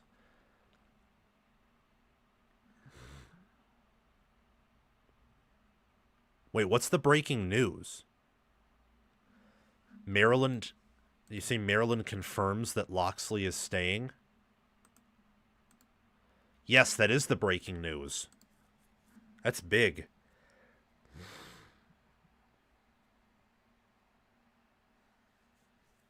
Oh, wow.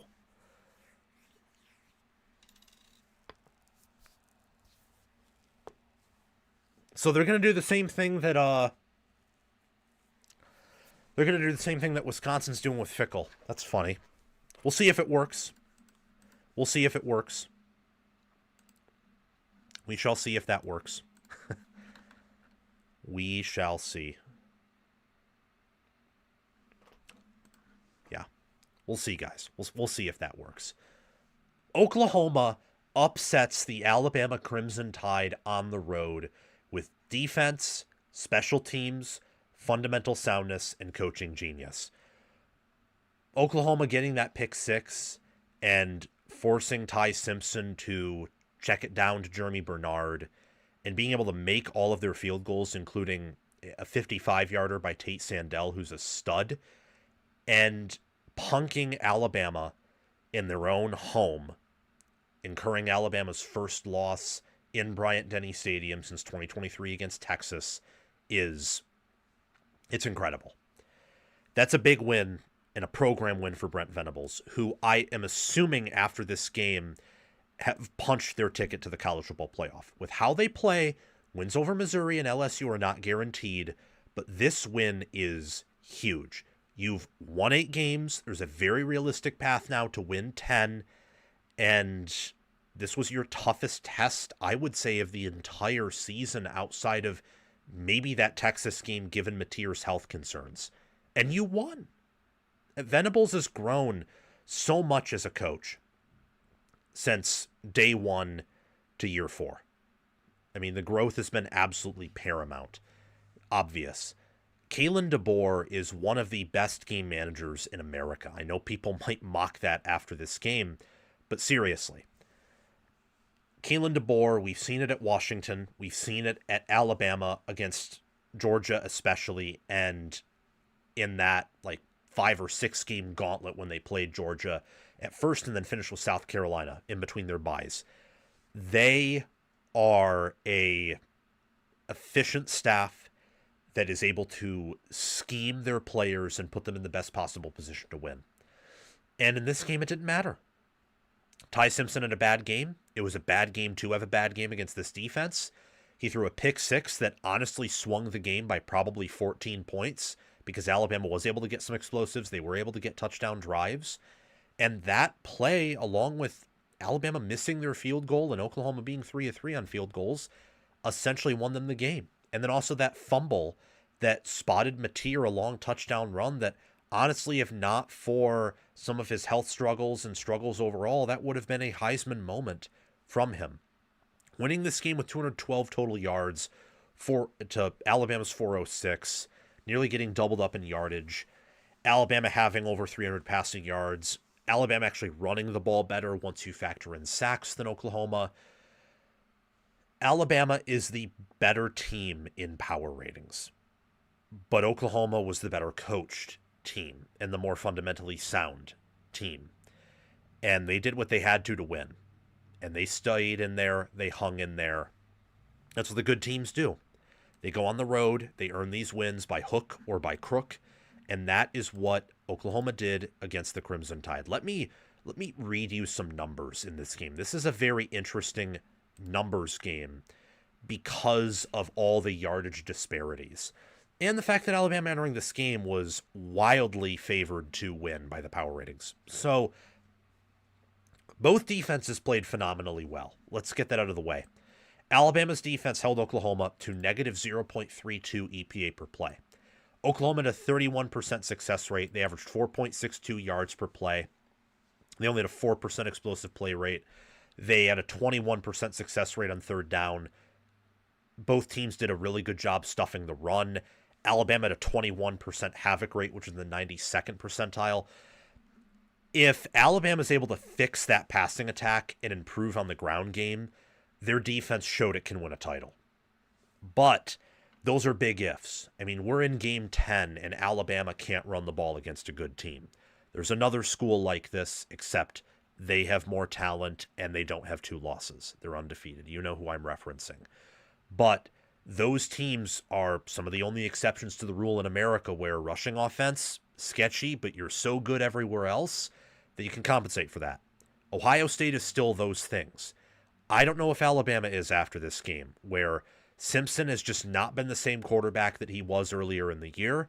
He's not as accurate. His poise is breaking down, and Oklahoma was able to really take advantage of that in a big way today, or yesterday.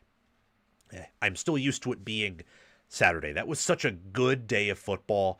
A lot of exciting games, a lot of close games, a lot of near upsets. This was the upset. This was the chaos that struck college football yesterday. And again, what a massive win for Brent Venables. I cannot overstate how big of a win that is. This was preseason going to be one of the toughest schedules in America.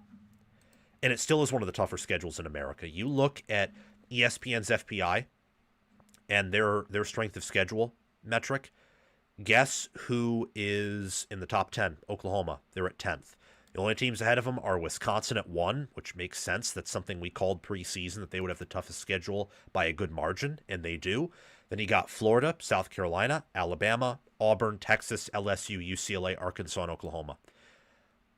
There is some debate there, and Oklahoma's remaining strength of schedule is tougher than a lot of these teams' remaining strength of schedule, because Missouri and LSU are, at least in terms of roster, top 30, top 25 caliber teams. South Carolina doesn't face another team like that. Florida doesn't face another team like that outside of Tennessee. LSU doesn't really face another team like that outside of Oklahoma, but they don't face 2. And Wisconsin doesn't face another team like that, just period. So, with the Sooners being 7th in game control and 15th in average in-game win probability, and with Venables, his best prior season was 10-3 in 2023 with a strength of schedule that was far easier than it was this year. Last year, a lot of people wondered if he would be fired, myself included. And then they made some impressive roster moves. I was impressed by them. I thought they would at least get to, I think 8-4 was my prediction, maybe 9-3 preseason. And it looks like they're going to go at least 9-3, if not 10-2. They're probably in the college football playoff at this point. They're probably in that, and they're 8th in the coaches poll. They're going to be top 10 in the AP polls. They were for much of the year. They're going to be top 10 in the CFP poll. What a good job by Venables and that staff, by John Mateer, by Michael Fasusi for being a true freshman on that offensive line and playing well, by Isaiah Satenya for that punt return, for being a good receiver, and for Kip Lewis, for Eli Bowen, for Peyton Bowen, for David Stone, for R. Mason Thomas, for that entire defense that has played well and honestly played lights out for much of the season. What a job by them. Looking at Alabama's schedule here, they are not a lock for the playoffs. Eastern Illinois is going to be a win. For sure, you get to 9-2. Then you have to play Auburn on the road to get to the playoffs. What does Auburn have? A stout defense, a mobile QB, and their offense is beginning to hum because Hugh Freeze was clearly holding it back. And here's what I will say. DJ Durkin wants that job. And if DJ Durkin is able to beat Alabama and galvanize that team, he might just have the job.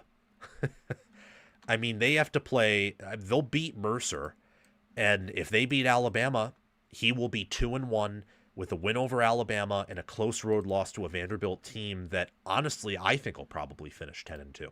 So that's impressive. And I just think that if you're Alabama, you're in a tough pickle with this loss. With it being at home and with how Oklahoma played, if you played this game again, Alabama would be favored, and they probably would be favored by more than 6.5, but you lost, and that matters. You're no longer a shoo-in. With the loss to Florida State, which is a bad loss, and a loss to Oklahoma at home, you've got to win out to be in the playoffs. And with how that rivalry game is, that is far from a guarantee. They have to clean up the rushing attack. More importantly, they got to clean up Ty Simpson and whatever's going on with him. Simpson had 326 total yards. He threw his first interception in several games since the Vanderbilt game, and it was returned for 6. He had his lowest QBR of the season outside of the Florida State game. He's just been regressing week over week over week ever since that South Carolina game. He just has not been the same. And I don't know exactly what it is.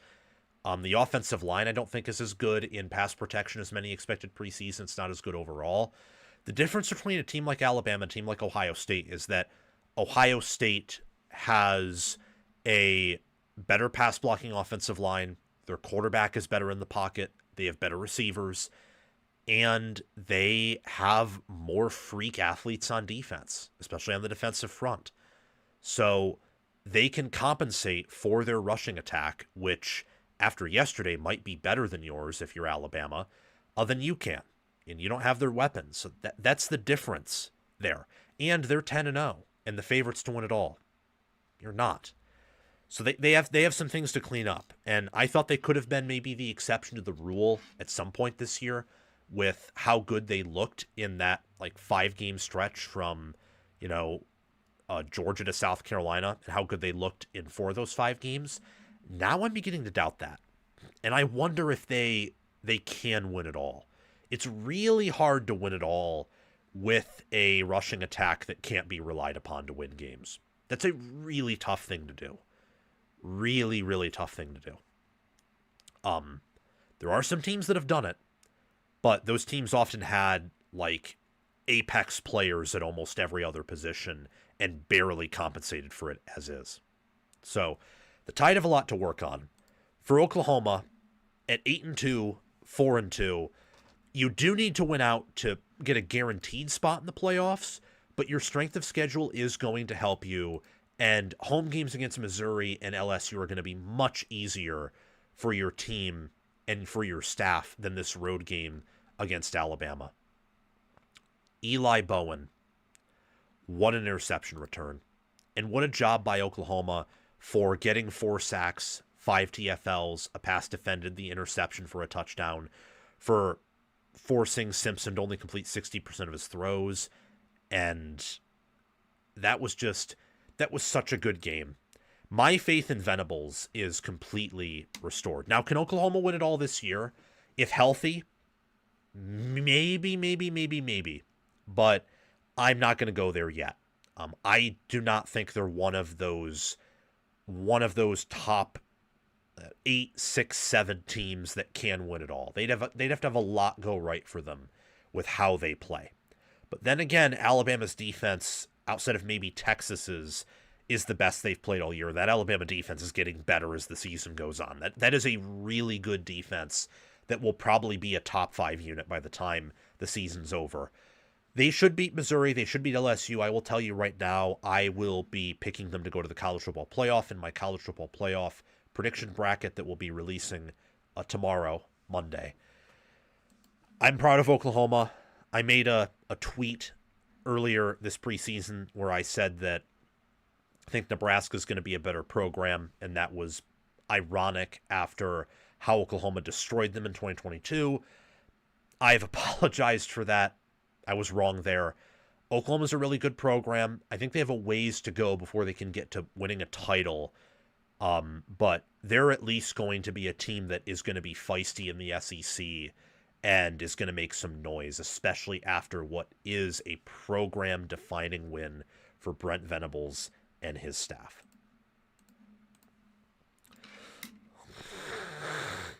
Again, don't know why my nose is so plugged up. It's annoying, you know? Very annoying. But we can talk about Iowa, USC, Ohio State, UCLA, get to my top 10. Then I'll get out of here, get these things up pretty quickly. Trying to see if any important texts. No. Are there any super chats? Any new members? And yes, Ty Simpson played himself out of the conversation. At least Mendoza and Reed have been able to redeem themselves when they mess up. Simpson has not been able to do that.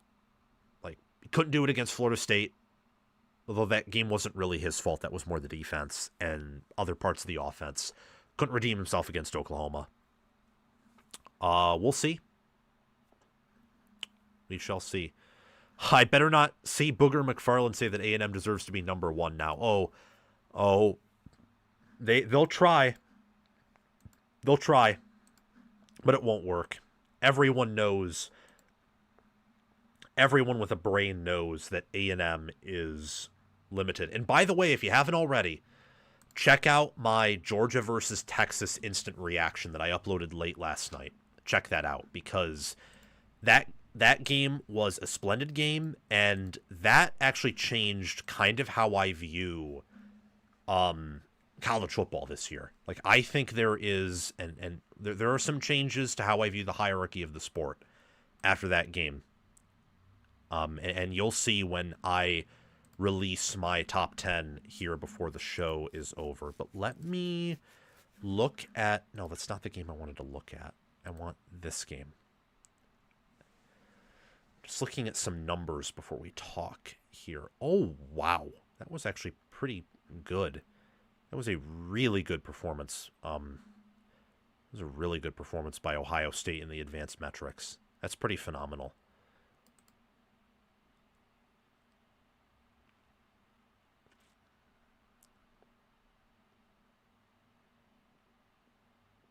That is pretty phenomenal. Yeah, Ohio State ran the ball very well. And their offensive line probably had its, I would say,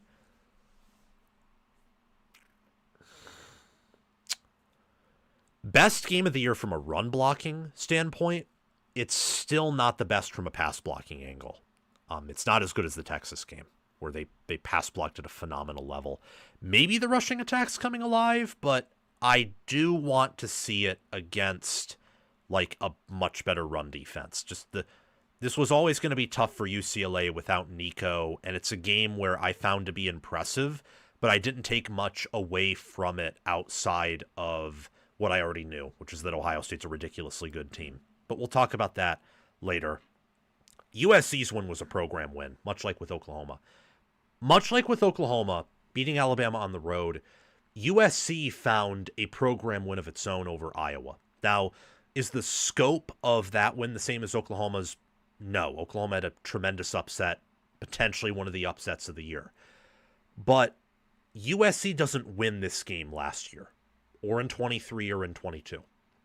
The only USC team that wins this game is the 2025 USC Trojans, with Lincoln Riley in his fourth year, with D'Anton Lynn in his second year, with Jaden Mayava in his second year as the starting quarterback, first year as the full-time starting quarterback, starting for all of USC's games, in all of USC's games. Iowa covered the 6.5, just barely. USC won by 5, just failing on that 2-point conversion that would have gotten them to cover. Game didn't quite go exactly as I thought. I thought that Iowa wouldn't dominate the way they did in that first half, and indeed they dominated. But USC put on the vice grips in that second half. They shut out Iowa, outscored them 16-0 in that second half and just had a really good performance defensively and offensively. I mean, Iowa won the rushing battle. USC couldn't run the ball all that well, but they made some pretty phenomenal catches between Jacoby Lane, between Makai Lemon, Lake McCree had a few grabs. That was a wonderful game by USC. Not in the sense that they are this national title contender and they're peaking at the right time, but in the sense that they're able to win these close physical games. And they won a game where they were physically dominated in the first half. They turned that around in the second half, and they won a game where they did not win the rushing battle. They were able to go outside of their comfort zone and earn a win in a game where, past USC teams and most teams in general don't beat Iowa when they're down 11 at the half, and Iowa's just running the ball on them the way they are and playing defense the way they are in that first half. This was a program win for Lincoln Riley and the USC Trojans. Statistically, they were pretty equal. Iowa won the rushing battle. USC dominated through the air. USC winning the turnover margin was probably the deciding factor here, along with, getting that final stop on fourth down. TOP was pretty equal. Iowa had some pretty uncharacteristic penalties, like that unsportsmanlike conduct penalty to end the game.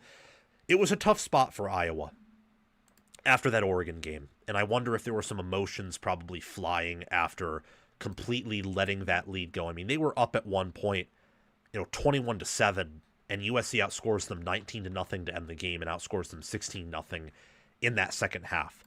The drive chart after halftime: Iowa punt, Iowa throws an interception, Iowa 3-and-out, Iowa 10 plays, 61 yards, turnover on downs. On that final drive, I was thinking as they were driving, oh my gosh, they're going to drive down and do what they did against Oregon, where they drive down and they score, and it comes down to whether or not USC's offense can produce something and get down the field and score a touchdown or kick the game-winning field goal or the game-tying field goal if Iowa gets the touchdown and the two-point conversion. They didn't even need to. USC's defense and D'Anton Lynn came to play, and we mentioned it in our video where we took the USC angle about why USC will win or should win, as that's the premise of those type of videos. We also did one on Iowa. And in the USC one, we mentioned that D'Anton Lynn's a good enough defensive coordinator to where he should be able to come up with a few key stops. And he did. Iowa, with their special teams, were able to create several short fields initially, and that all snowballed into that performance in the first half. But USC is the better team, and the fact that they were playing at home exaggerated that fact. If this were in Iowa City or neutral field with how the game started out, maybe Iowa holds on. They probably do win if it were in Iowa City. But that's not how the games are played. And USC doesn't win these type of games. Even in LA, they don't win games that go that way, at least under Riley up until now, under Clay Helton, under Lane Kiffin, even the final year of the Pete Carroll era. This was a good win for USC. Very solid win. I have some concerns about how they played in this game relative to how they'll match up against Oregon, who I think is a better version of Iowa, way better version of Iowa in a variety of ways. But that is for later this week. For the here and now, you got to celebrate this win. It was a big one. The quarterback comparison, USC and Maeva wildly outperformed Gronowski. Gronowski early on was playing well, but as the game went on, he had to do things on his own. USC was figuring out the offense, and he just couldn't do it. He's not accurate enough. His receivers aren't good enough.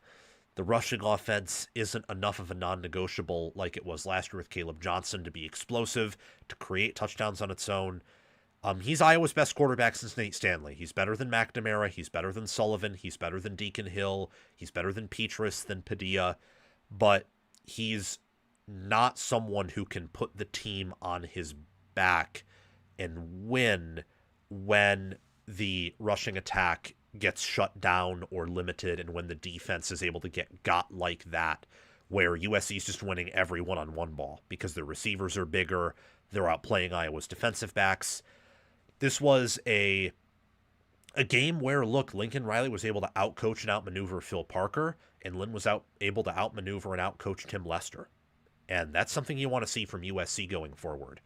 I am as confident as I've ever been in USC's future after this game. Maybe that'll change after the Oregon game. Maybe even the UCLA game will change that. But at this point, USC is going to go 8-4, 9-3. They're going to improve by 2 wins after last year's 6-6 campaign. And with that recruiting class they've been able to hold on to this late in the year, no one's really flipped from them. They've added some additional bodies. I like where they're heading next year and in the future under Riley. Iowa, look, you should beat Michigan State. You could beat Nebraska. You could lose to them. This was always a tough schedule with USC, Oregon, Penn State, and Indiana on it. Even with Penn State disappointing, this was still a tough schedule. And you've gone bowling with the schedule. Maybe, just maybe, you can win out. Even when your bowl game, 9-4 with this schedule would be a successful season with Iowa. I think even 8-5, which would match last year's record with this schedule and how much they lost, would be a success. You're fighting for pride at this point. The playoffs out of the picture, but I don't think Iowa with Kirk Ferentz is ever a team that really, they want to go to the playoffs, obviously, but is that their goal? Not necessarily. I think their goal is to get to a nice bowl game, to beat their rivals, that being Nebraska, and that's going to be a tough task with it being on the road on that Black Friday. That is going to be an incredible game. We're going to do several videos on that one, even though those teams are out of the playoff picture, because it's an important game for both fan bases. It's one of the best rivalries in college football. But Iowa's season outside of that and fighting for pride and maybe a top 25 finish if they went out and win their bowl game, their season's over. For USC, they're fighting for the playoffs here. If they beat Oregon and then UCLA, a 10-2 USC is probably in the playoffs, especially if Illinois continues to win, if Notre Dame wins out, if Michigan wins. They will be in.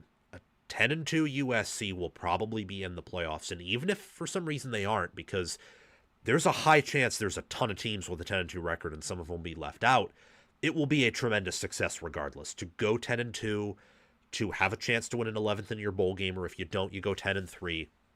What a rebound by Lincoln Riley, by this Trojans roster. They've improved on defense in terms of physicality and potential. Their offense is dramatically improved, about staying the same as they were on the ground last year with some improvements, especially with the offensive line, and dramatically improving in the passing game, going from Miller Moss to Jaden Maiava. Definite upgrade there. What else can you say?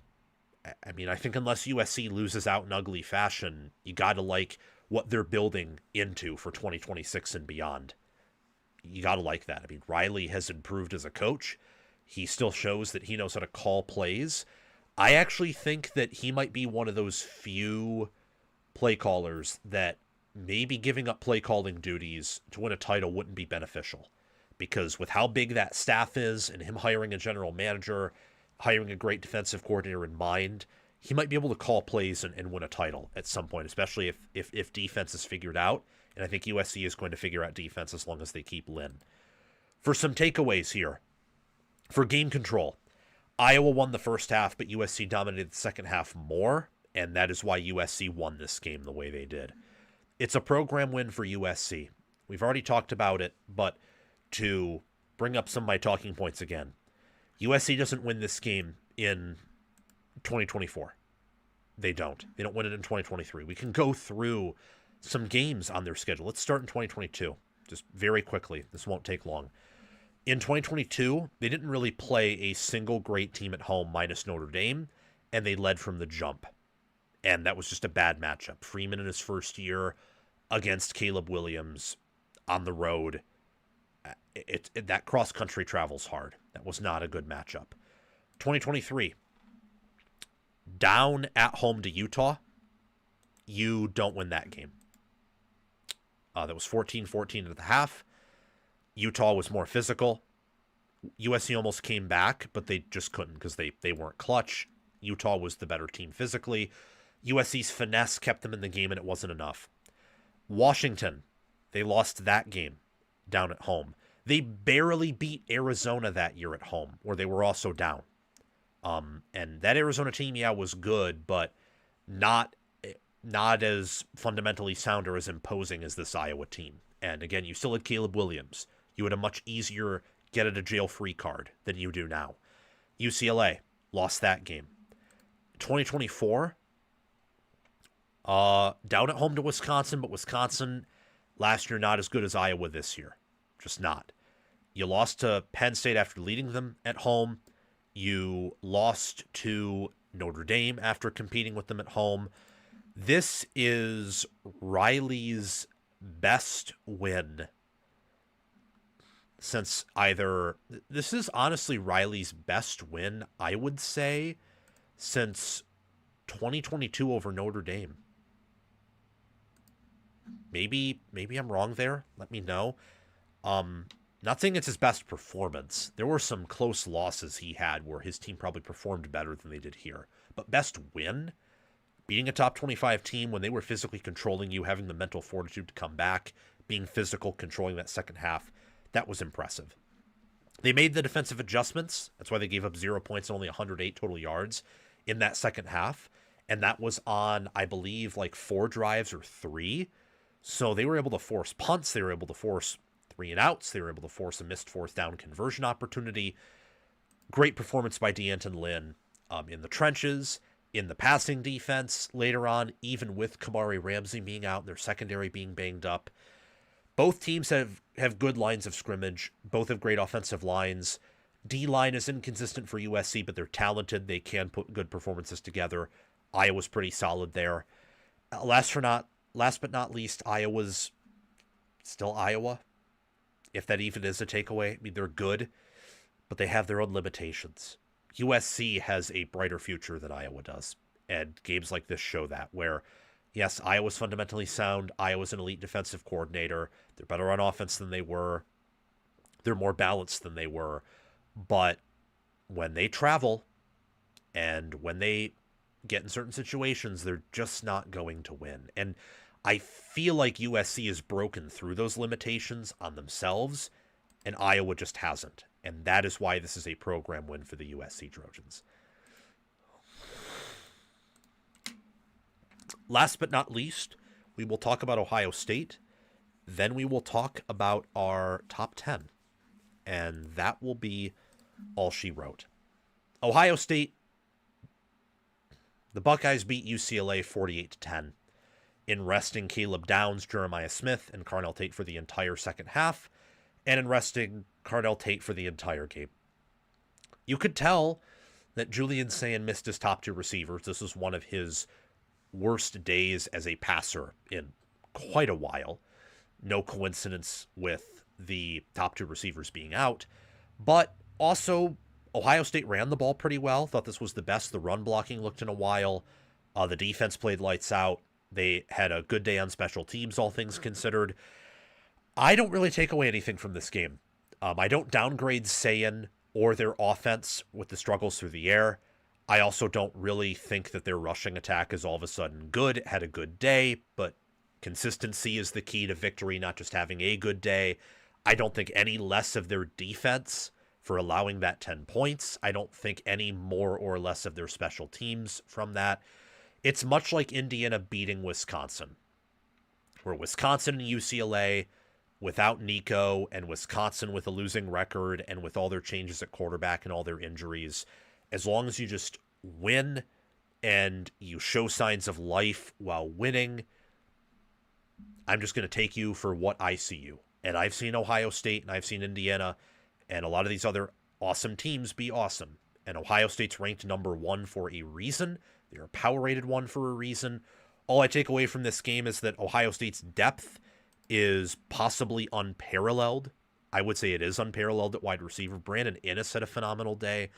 I would say that Ohio State has a wonderful coaching staff, that Ohio State is wise. They were smart to keep it easy on Jeremiah Smith and Caleb Downs and to rest Carnell Tate. You do not need them to win this game. You don't need them to win against Rutgers. You'll need them to win a title. You will. And you'll need them to beat Michigan. But it sounds like those injuries aren't serious, that they'll be back for the Michigan game. They'll be healthy for that game. They'll be healthy for the college football playoff, for the Big Ten championship game if they make it.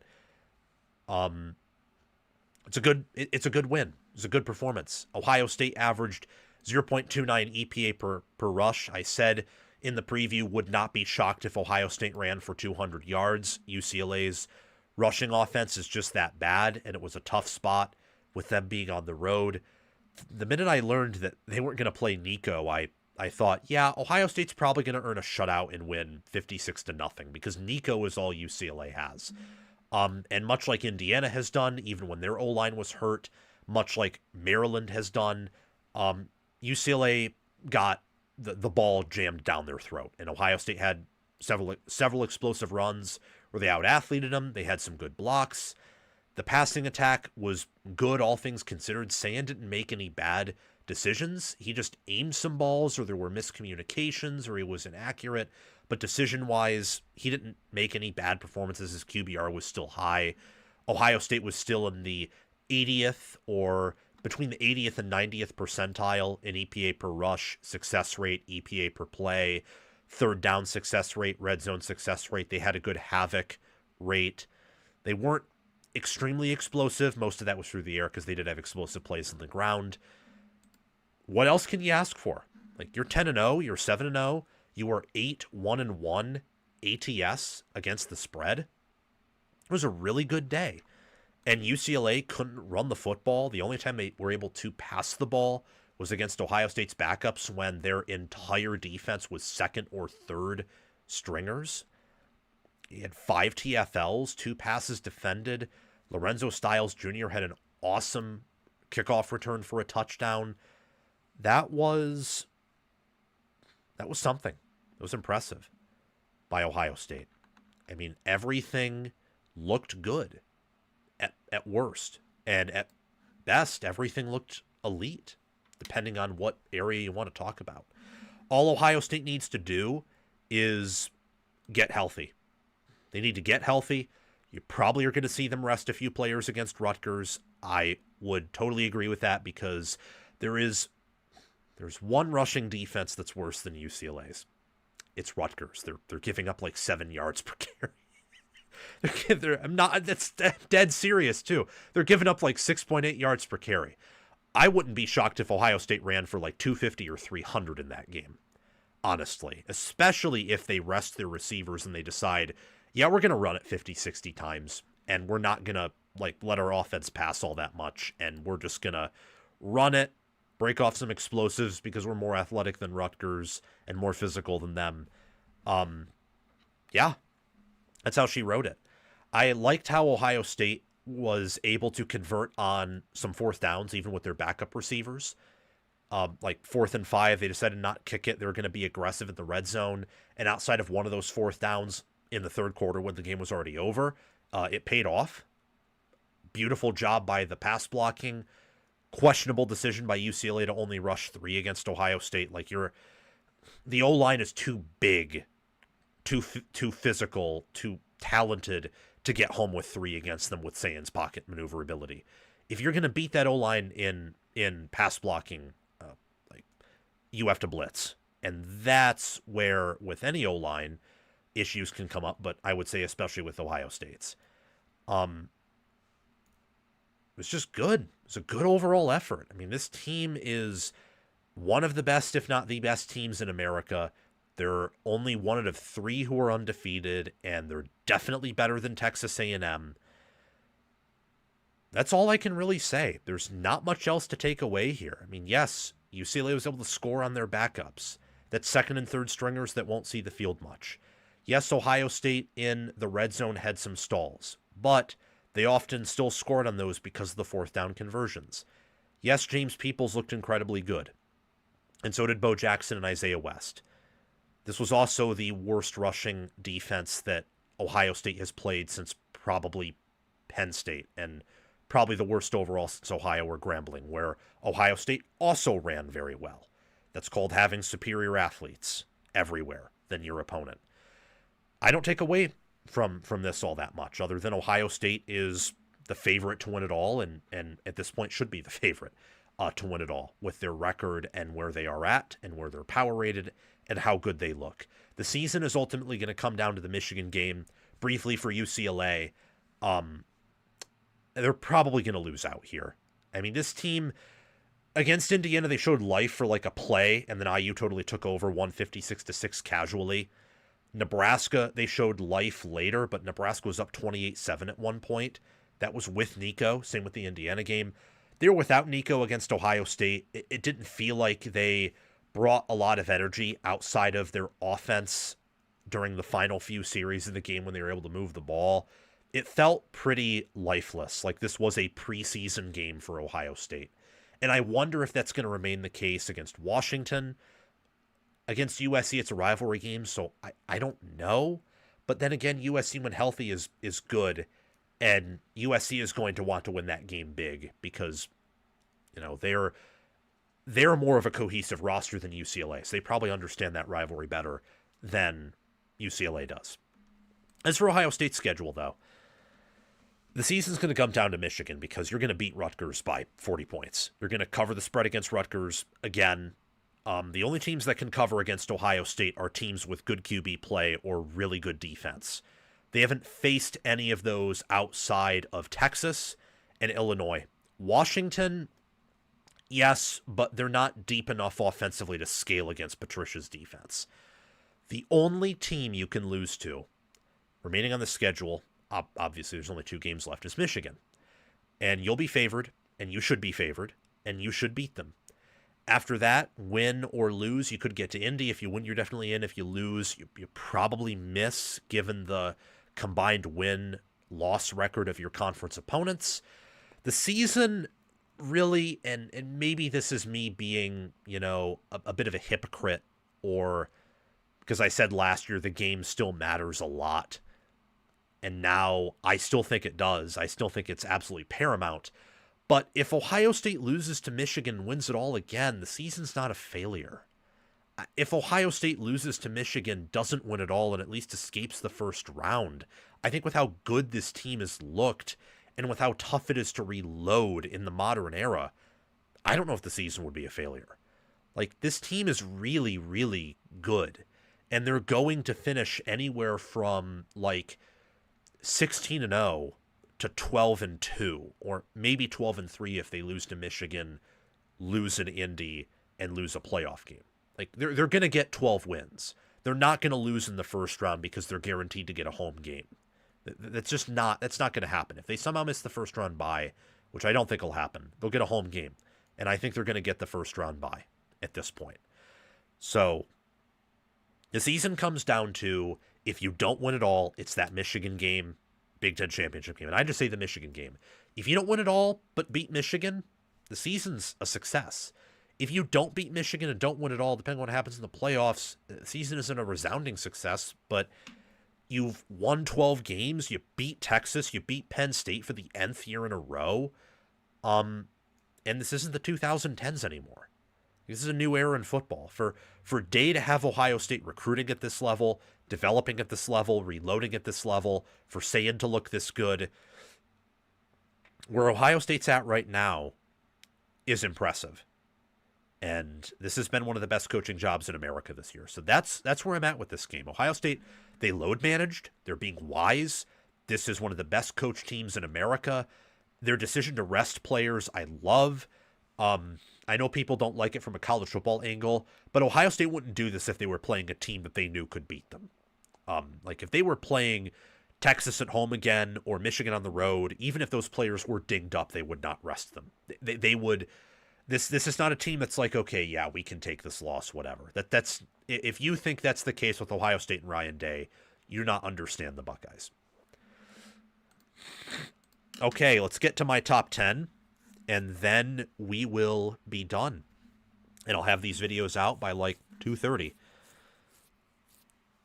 Yeah, Oregon, if it's a 3-way tiebreaker, pissed off Ohio, and I love this discussion. And I love it because no one's going to pick Michigan to beat Ohio State, which makes sense. That doesn't determine anything, by the way. What the public thinks is irrelevant. What matters is matchups. What matters is the mental state of both Michigan and Ohio State. And what matters too is what the sharps think. No one's going to pick Michigan to beat Ohio State. So I love entertaining this because No one else is going to talk about it. Like, everyone thinks that Ohio State and Indiana are shoo-ins for Indy. And Indiana is, though they almost weren't with that loss to Penn State. Ohio State's not quite. If Oregon, Michigan, if they both win out, it's probably going to be Michigan or Oregon that goes to Indy, and not Ohio State at this point. Because Ohio State's opponents that they play, like Wisconsin, Purdue, UCLA, Minnesota, they keep losing. They do. I'd have to do the tiebreaker scenario. I have to do that, so I will. I will do the tiebreaker scenario. Like, if Oregon and Michigan win out, which if Ohio State loses to Michigan, I do think that is the most likely outcome, is a three-way tie. I do not think Oregon loses their next two games. They could. That is a sneak peek for my previews for those of you watching, but I don't think they lose their next two games. No. Oregon is that good, and the fact that people pretend they're not is insane. Like, Oregon against Minnesota looked better than Ohio State did against UCLA, all things considered. Defensively, they looked about the same because Minnesota's offense is way better than UCLA's without Nico, and offensively they actually looked a little bit better because UCLA's defense is worse than Minnesota's. Like, Oregon, and that's with Oregon and Ohio State both having injuries at receiver. Like, Oregon is that team. They're not number one. They're not better than Ohio State. Can't put them there with that loss in the power ratings, but Oregon could win it all. And people got to stop treating them like they can't do that. It's the same way with, like, SEC people. Like, I have had Ohio State probably number one 5 times, 5 weeks this year. There are SEC people that just refuse to put them at number one, and it makes no sense. Like, oh, Indiana and Ohio State can't be number one. Well, why can't they be number one? Well, they just don't have the talent. Well, Ohio State is like the most projected first rounders in the upcoming draft or the upcoming next 2 drafts. What do you mean they don't have talent? Like, come on. It's that same thing with Oregon and their capability of winning it all. I just don't get it. Maybe I'm delusional. Maybe I'm stupid, but I'm just, no. Like, this whole, it's insane. Like, you can't say that Notre Dame can win it all and that Notre Dame is the second best team in the country and then say that Oregon healthy is incapable of being those things. Like, that just doesn't make any sense. That's a double standard. Yeah, if it's a 3-way tie, Oregon or Michigan goes. Michigan's issue is the same with Ohio State's. Their conference opponents keep losing. But if you're Oregon, I also don't think you want from a competitive angle, you want the rematch with IU. But if you lose, you're going to have to play 17 games to win it all. And I just don't know if you have I don't even know if anyone has the depth to do that this year. Like, if Jeremiah Smith's ankle, for example, is more long-term than people think, like, will they be able to do that? Like, through 17 games, for example. They won't. They're practically a lock to get the first-round bye. If they go 11, and the only way Ohio State doesn't get the first-round bye is if they lose to Michigan and get to Indy and lose to Indiana, which the odds of that, because of how the tiebreakers work, I think are incredibly low. Incredibly low. Like, if Ohio State loses to Michigan and Oregon does what I think they'll do in their next 2 games, Oregon could be power rated at the exact same level. And at that point, what happens if a 3-way tie occurs and you can't advance past it, you eventually go to power ratings to determine who wins out. That would favor Ohio State or Oregon over Michigan for sure, but what I was saying about Michigan is, like, their opponents just keep losing. USC doesn't, thankfully. That's something Michigan has over Ohio State. Same thing with what Oregon has, is Oregon's played Indiana and they're going to play USC. Michigan's played USC and Nebraska. Ohio State's best opponents are Illinois and Washington, who already have 3 conference losses. Let's do my Week 13 power ratings, though, and then we'll depart. We had some major changes in our Week 13. My top 10 power ratings had some pretty radical changes in movement after Week 12. There was not just plenty of chaos in terms of upsets, but there were also really impressive performances and disappointing performances from teams that I viewed in a different way then that I view in another way now. So to start off, Texas at 10th. I said in my Georgia versus Texas instant reaction that Texas is not a top 10 team. I then looked over everything else, and I think that they're a fringe top 10 team. So in a traditional sense of top 10, they're not top 10 quality, but they're 10th because someone has to be at 10th. That's how I view Texas here. There are some teams, like according to FPI, Miami, USC, Utah, a lot of these different teams are ahead of them. But some of that's because of strength of schedule, style of play, and other things that a computer can't pick up but the human element can. I am not going to drop Texas from, I believe I had them 7th last week, 7th or 8th, to outside the top 10 because Georgia put together a really good performance, especially when Texas was in that game in the third quarter, and because of an onside kick and Georgia being a really well-coached team at home, they were able to pull away. I have Texas at 10th. I think there's a pretty good chance they'll fall out by the end of the year, but I'm still going to keep them here. I'm not going to totally remove them after Georgia, who has the best head coach in America in Kirby Smart, drubbed them. I'm not going to do that. Their defense is still a top 10, top 5 unit. Their quarterback in Arch Manning has still improved from where he was preseason. I just think Georgia's defense played wonderfully, and their special teams unit and team talent composite is still high up there. At 9th, we have Utah. Utah improved because they just keep blowing people out. They destroyed Baylor pretty handily. They gave up a ton of yards.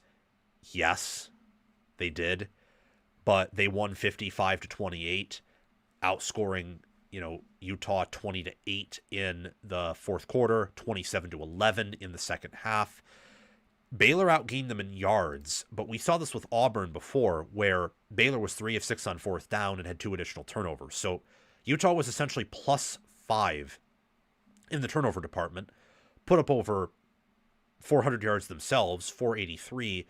They had a pick six, and they had runs of 74, 64, and 67, and a 25-yard touchdown pass and a 65-yard interception return. They explosive played Baylor to death and ran for 380 yards, 8.8 yards per carry, and 5 touchdowns, held Baylor to 4 yards per carry. Sawyer Robertson, he's had a good year, but he can't do it all on his own, and that's what he's being asked to do every single game, is carry the team on his back. Dampier didn't even have a good game. He didn't. But Utah still won, and Beard Ficklin, who is a true freshman quarterback for Utah, he played well. 301 yards on the season, 3 touchdowns, 97.3 QBR. He had 23 passing yards and 166 rushing yards with 2 touchdowns, with several long runs. Utah's rushing offense lines of scrimmage and their defense is combined phenomenal. If they get that rematch with Texas Tech, that's the only team that could beat them. If Texas Tech doesn't play Utah in the Big 12 championship game, they'll win that game by 40 points, potentially, or at least it'll feel like it. Utah is all that can stand in Texas Tech's way. Texas A&M fell 4 spots. I know they won, but you don't get to look like that and not drop in power ratings. From a resume standpoint, you probably don't drop, or if you do, it's by maybe 1. They looked like absolute dead dog for a half of football. And the only reason they came back and won is because South Carolina sucks, and South Carolina is poorly coached. And South Carolina's head coach has, this is probably going to be mean, I know, but he has a little bit of he has a little bit of a little guy complex. And he celebrated at halftime when the game was far from over after several fluke plays. Just ridiculous stuff, really. It's a good win from a culture and coaching and adjustment angle by Elko, but from a power ratings angle, it's not an encouraging result. And as of today, I'm removing Texas A&M from being a part of the teams I think can win it all. Every team from here on out, I believe, can win it all. And why I don't think A&M can win it all, a lot of it has to do with the fact that their defense is questionable, and I think Marcel Reed is not good enough to put the team on his back. They need one of those to really transform into at least a great unit, a top 10 aspect of their play in order to win it all. And I just don't see that right now with them. For Utah, it's mostly talent reasons. And for Texas, it's the fact that it's game 10 and they're just totally broken and their coaching isn't there either. Notre Dame's at 7th. Everyone from here on out can win it all. They played Pitt impressively. CJ Carr didn't even have a good game, and it was very similar to Utah where quarterbacks didn't have a good game, but they just physically pounded their opponent. Defense did what it needed to win. I like Notre Dame for 2026 more than 2025 still, but I'm including them in that national title conversation because they're balanced. They can throw to win, although that's been a bit of a question in big games, but they're still good enough there, unlike last year. They can run to win. Their run defense is stout, and their secondary, it can be gotten by the best passing offenses, but that's a select few teams. So depending on the bracket and depending on how real their defensive improvements are, I do think this team can win it all, and they certainly have the coaching staff and, most importantly, one coordinator in Mike Denbrock to be able to put together some phenomenal performances in a row. At 6th, I have Texas Tech. Tech's defense, from an explosiveness standpoint, a havoc rate standpoint, and efficiency standpoint, is the best in America. Ohio State's, I think, is better overall due to fundamental soundness and depth, but Tech's is insane, and their offense is improving. They're getting healthier. Morton is healthier. They're able to run the ball pretty well. I made a video discussing this, and you should search it up, why Texas Tech can win it all. That should be one of the first things that pops up, or you can scroll to find it.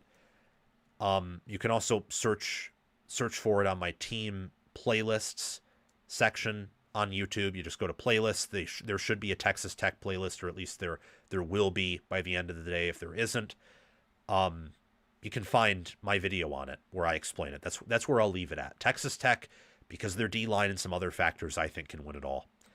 5th, Alabama. Alabama didn't drop too far for me in power ratings. I had them at 3rd. I dropped them to 5th. The rush offense is concerning to me. And unlike Ohio State and unlike Indiana, I just don't think they have the QB or top-end toughness at wide receiver to compensate for that. I don't. Their defense is actually approaching the level of those two. But Mendoza and Sayin, on an average basis, played a phenomenal level in a way that Simpson just has not for 3 games in a row. And Indiana, when their O-line is healthy, has a really good, if not possibly elite, rushing offense. Ohio State's is, we'll see. They look good against UCLA, but I still don't trust it. The difference is they have Jeremiah Smith and Carnell Tate.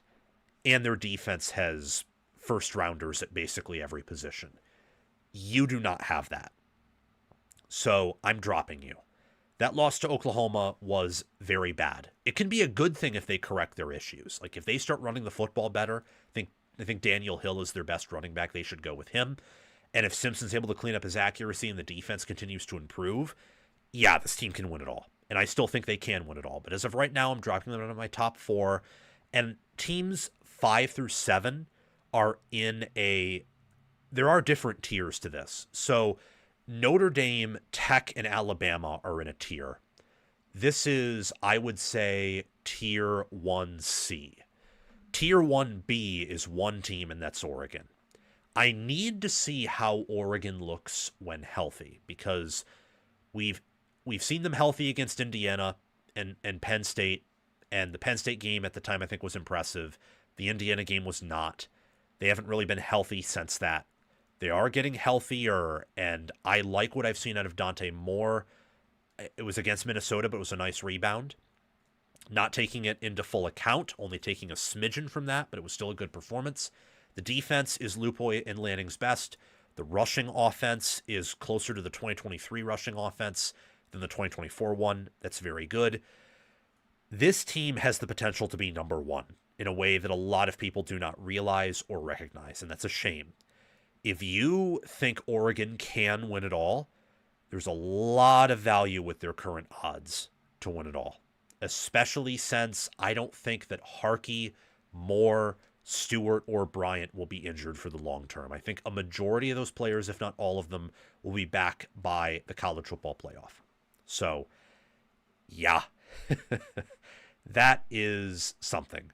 They're in Tier 1B, and Tier 1B is closer to Tier 1A than Tier 1C. A healthy Oregon, if I knew they were healthy, would definitely be in Tier 1A, and then Tier 1C would become Tier 1B. Speaking of Tier 1A, we got Indiana.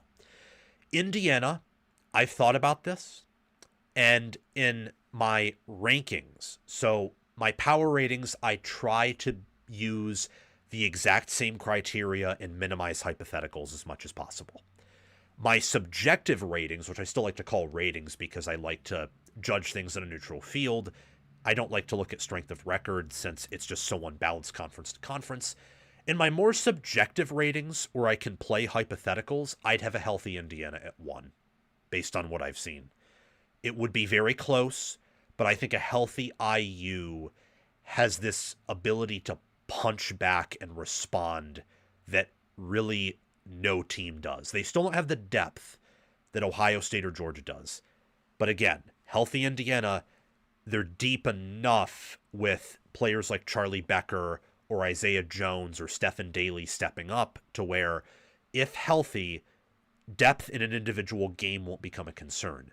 Depth in an individual game was a concern for Indiana last year. It's not this year. What's concerning with Indiana's depth is if they have a season-ending injury, they're going to have a big drop-off at that position most likely, especially on offense.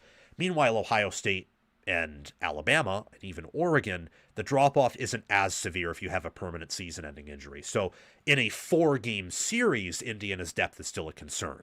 In a 1 game, it's not in the same way it was last year. But I have them at 3 here because this is using the same criteria and not playing what-ifs with health. Otherwise, Oregon might be higher too. I can't put them with how they've played and with their current health status ahead of Ohio State, who I have at 2, and I think you all know who I have at number 1. Ohio State and Indiana, when I dropped them, I didn't drop them because I view them any less. I view them as the exact same teams as I did last week. But both of them played, well, scrubs, so I don't take anything away from that, really. Ohio State's defense is first. When healthy, their passing offense is the best. Their special teams unit, don't care about the kick return. It was a sweet moment, but is that indicative of their special teams unit all of a sudden being good? We'll see. We'll see. It was a good play. I will take a modicum of something from that, but also it was UCLA in the same way that for Oregon, it was just Minnesota. For Indiana, it was just Wisconsin. The reason I view them highly is because I viewed them highly before their games, and they won, and they did well in those games, so I still view them highly. But neither of these teams on this list, or any team in America outside of what Indiana did at Oregon in October, is as impressive as what Georgia just did to Texas. It was 14-10 at half. The momentum is beginning to swing in Texas's favor. Georgia goes down. They get a touchdown. They've been abusing Texas's secondary at different times throughout the day. But Smart says, you know what? We're ahead by 11. I want to take full control. And they execute an onside kick when no one expects it. And the announcers even mentioned this earlier in the game. Oh, they execute trick plays on special teams when no one expects it. Well, no one expected them to kick an onside kick up 11. And they executed it perfectly. And no one, all the Texas players thought they were going to return it. And all the Georgia players knew it was going to happen. In that specific instance, no matter how that kick went, they were going to recover it. It was the perfect call. And it was the same thing on that prior touchdown drive. They were in 23 personnel, 2 running backs, 3 tight ends, and they passed it, and Texas covered it, and they still got the first down on the 4th and 1. It was a perfect play call, perfectly executed. The only team, again, that has put together a performance at that high of a level all year was a healthy Indiana against Oregon, which I think is the most impressive win of the year still. The difference is, as I've mentioned, Indiana is not healthy, and we're not playing hypotheticals here. I'm taking everything into account, so I can't put Indiana at 1 based on the November slate that I've seen.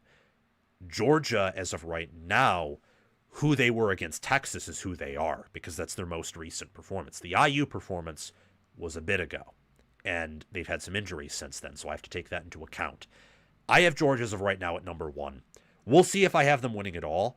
At this point, I'm starting to think that the best team in America might not win it all, because the field is just even enough, and there's enough strength of schedule disparity with some of these teams at the top, like Tech, OSU, to a lesser degree, you could say Oregon and IU. You could also say the same thing with Notre Dame.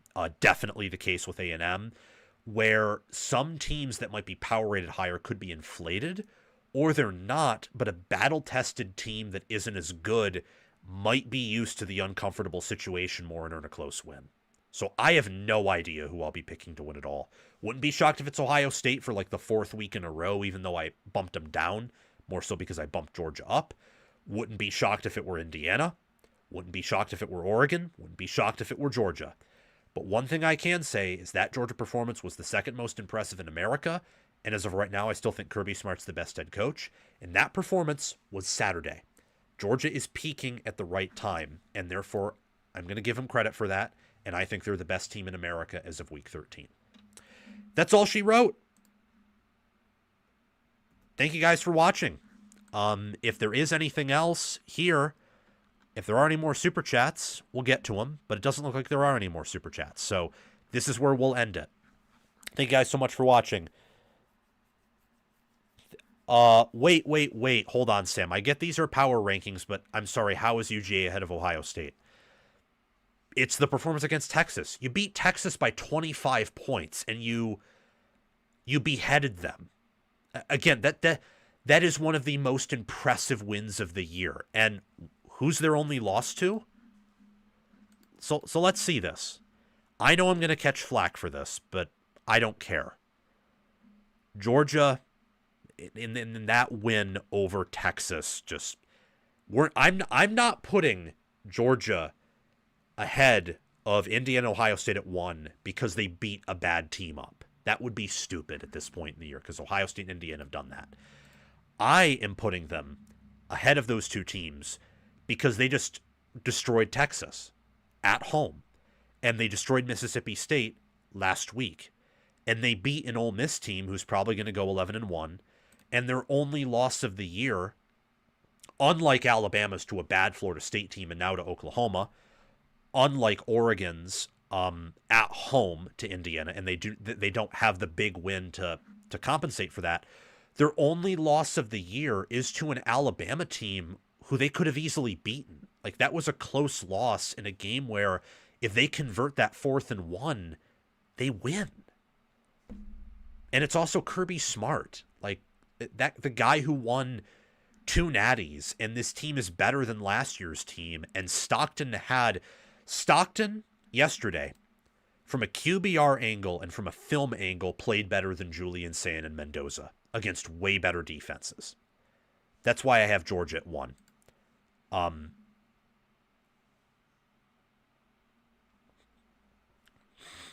I know it's going to be controversial, but these are power ratings. From a resume, strength of record angle, Georgia should be 4th, probably, like behind A&M, Indiana, and Ohio State. But power ratings don't always care about wins and losses, and that was a very impressive win. I know I'm going to get flack for it. People are going to say I'm hating. I'm not. If I were hating, I would have Indiana. Like, if I were hating on different teams, I would just say F it and probably put Indiana and Oregon in my top 2. But I'm not going to, and I would have Oregon, or not Oregon, but I'd have like Notre Dame higher than I do. that Georgia win was beyond impressive. I know, again, people will disagree with it. Let me see. What are... Yeah. Yeah. Someone said my video quality sucks. Well, thank you, Jeff. I don't know if it does suck. Maybe it does. I don't think so, though. You have a pretty good camera. But yeah, those are my power ratings. Thank you guys so much for watching. Make sure to like, make sure to subscribe, make sure to hit the notification bell, and comment your thoughts down below. If you have any more thoughts on anything I've said, you can comment your thoughts in my comment section, or what you can do is wait until I release these segments and comment there. Have a great day, and I will see you all very soon. Bye-bye. And last thing, pissed off Ohioan. I agree that if Texas and Ohio State played again, Ohio State probably wins by more than 7. But you also don't know that. Because Texas is the most talented team and the best team by a mile that Ohio State's played all season long. You don't know that. It is a hypothetical, yes, but if that's your argument as to why Georgia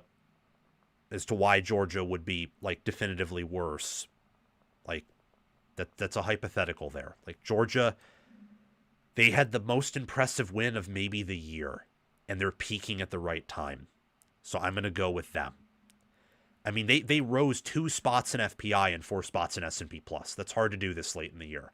That's how impressive they looked. But I understand the disagreement. I've had Ohio State power rated, I think, first for, 4 weeks in a row?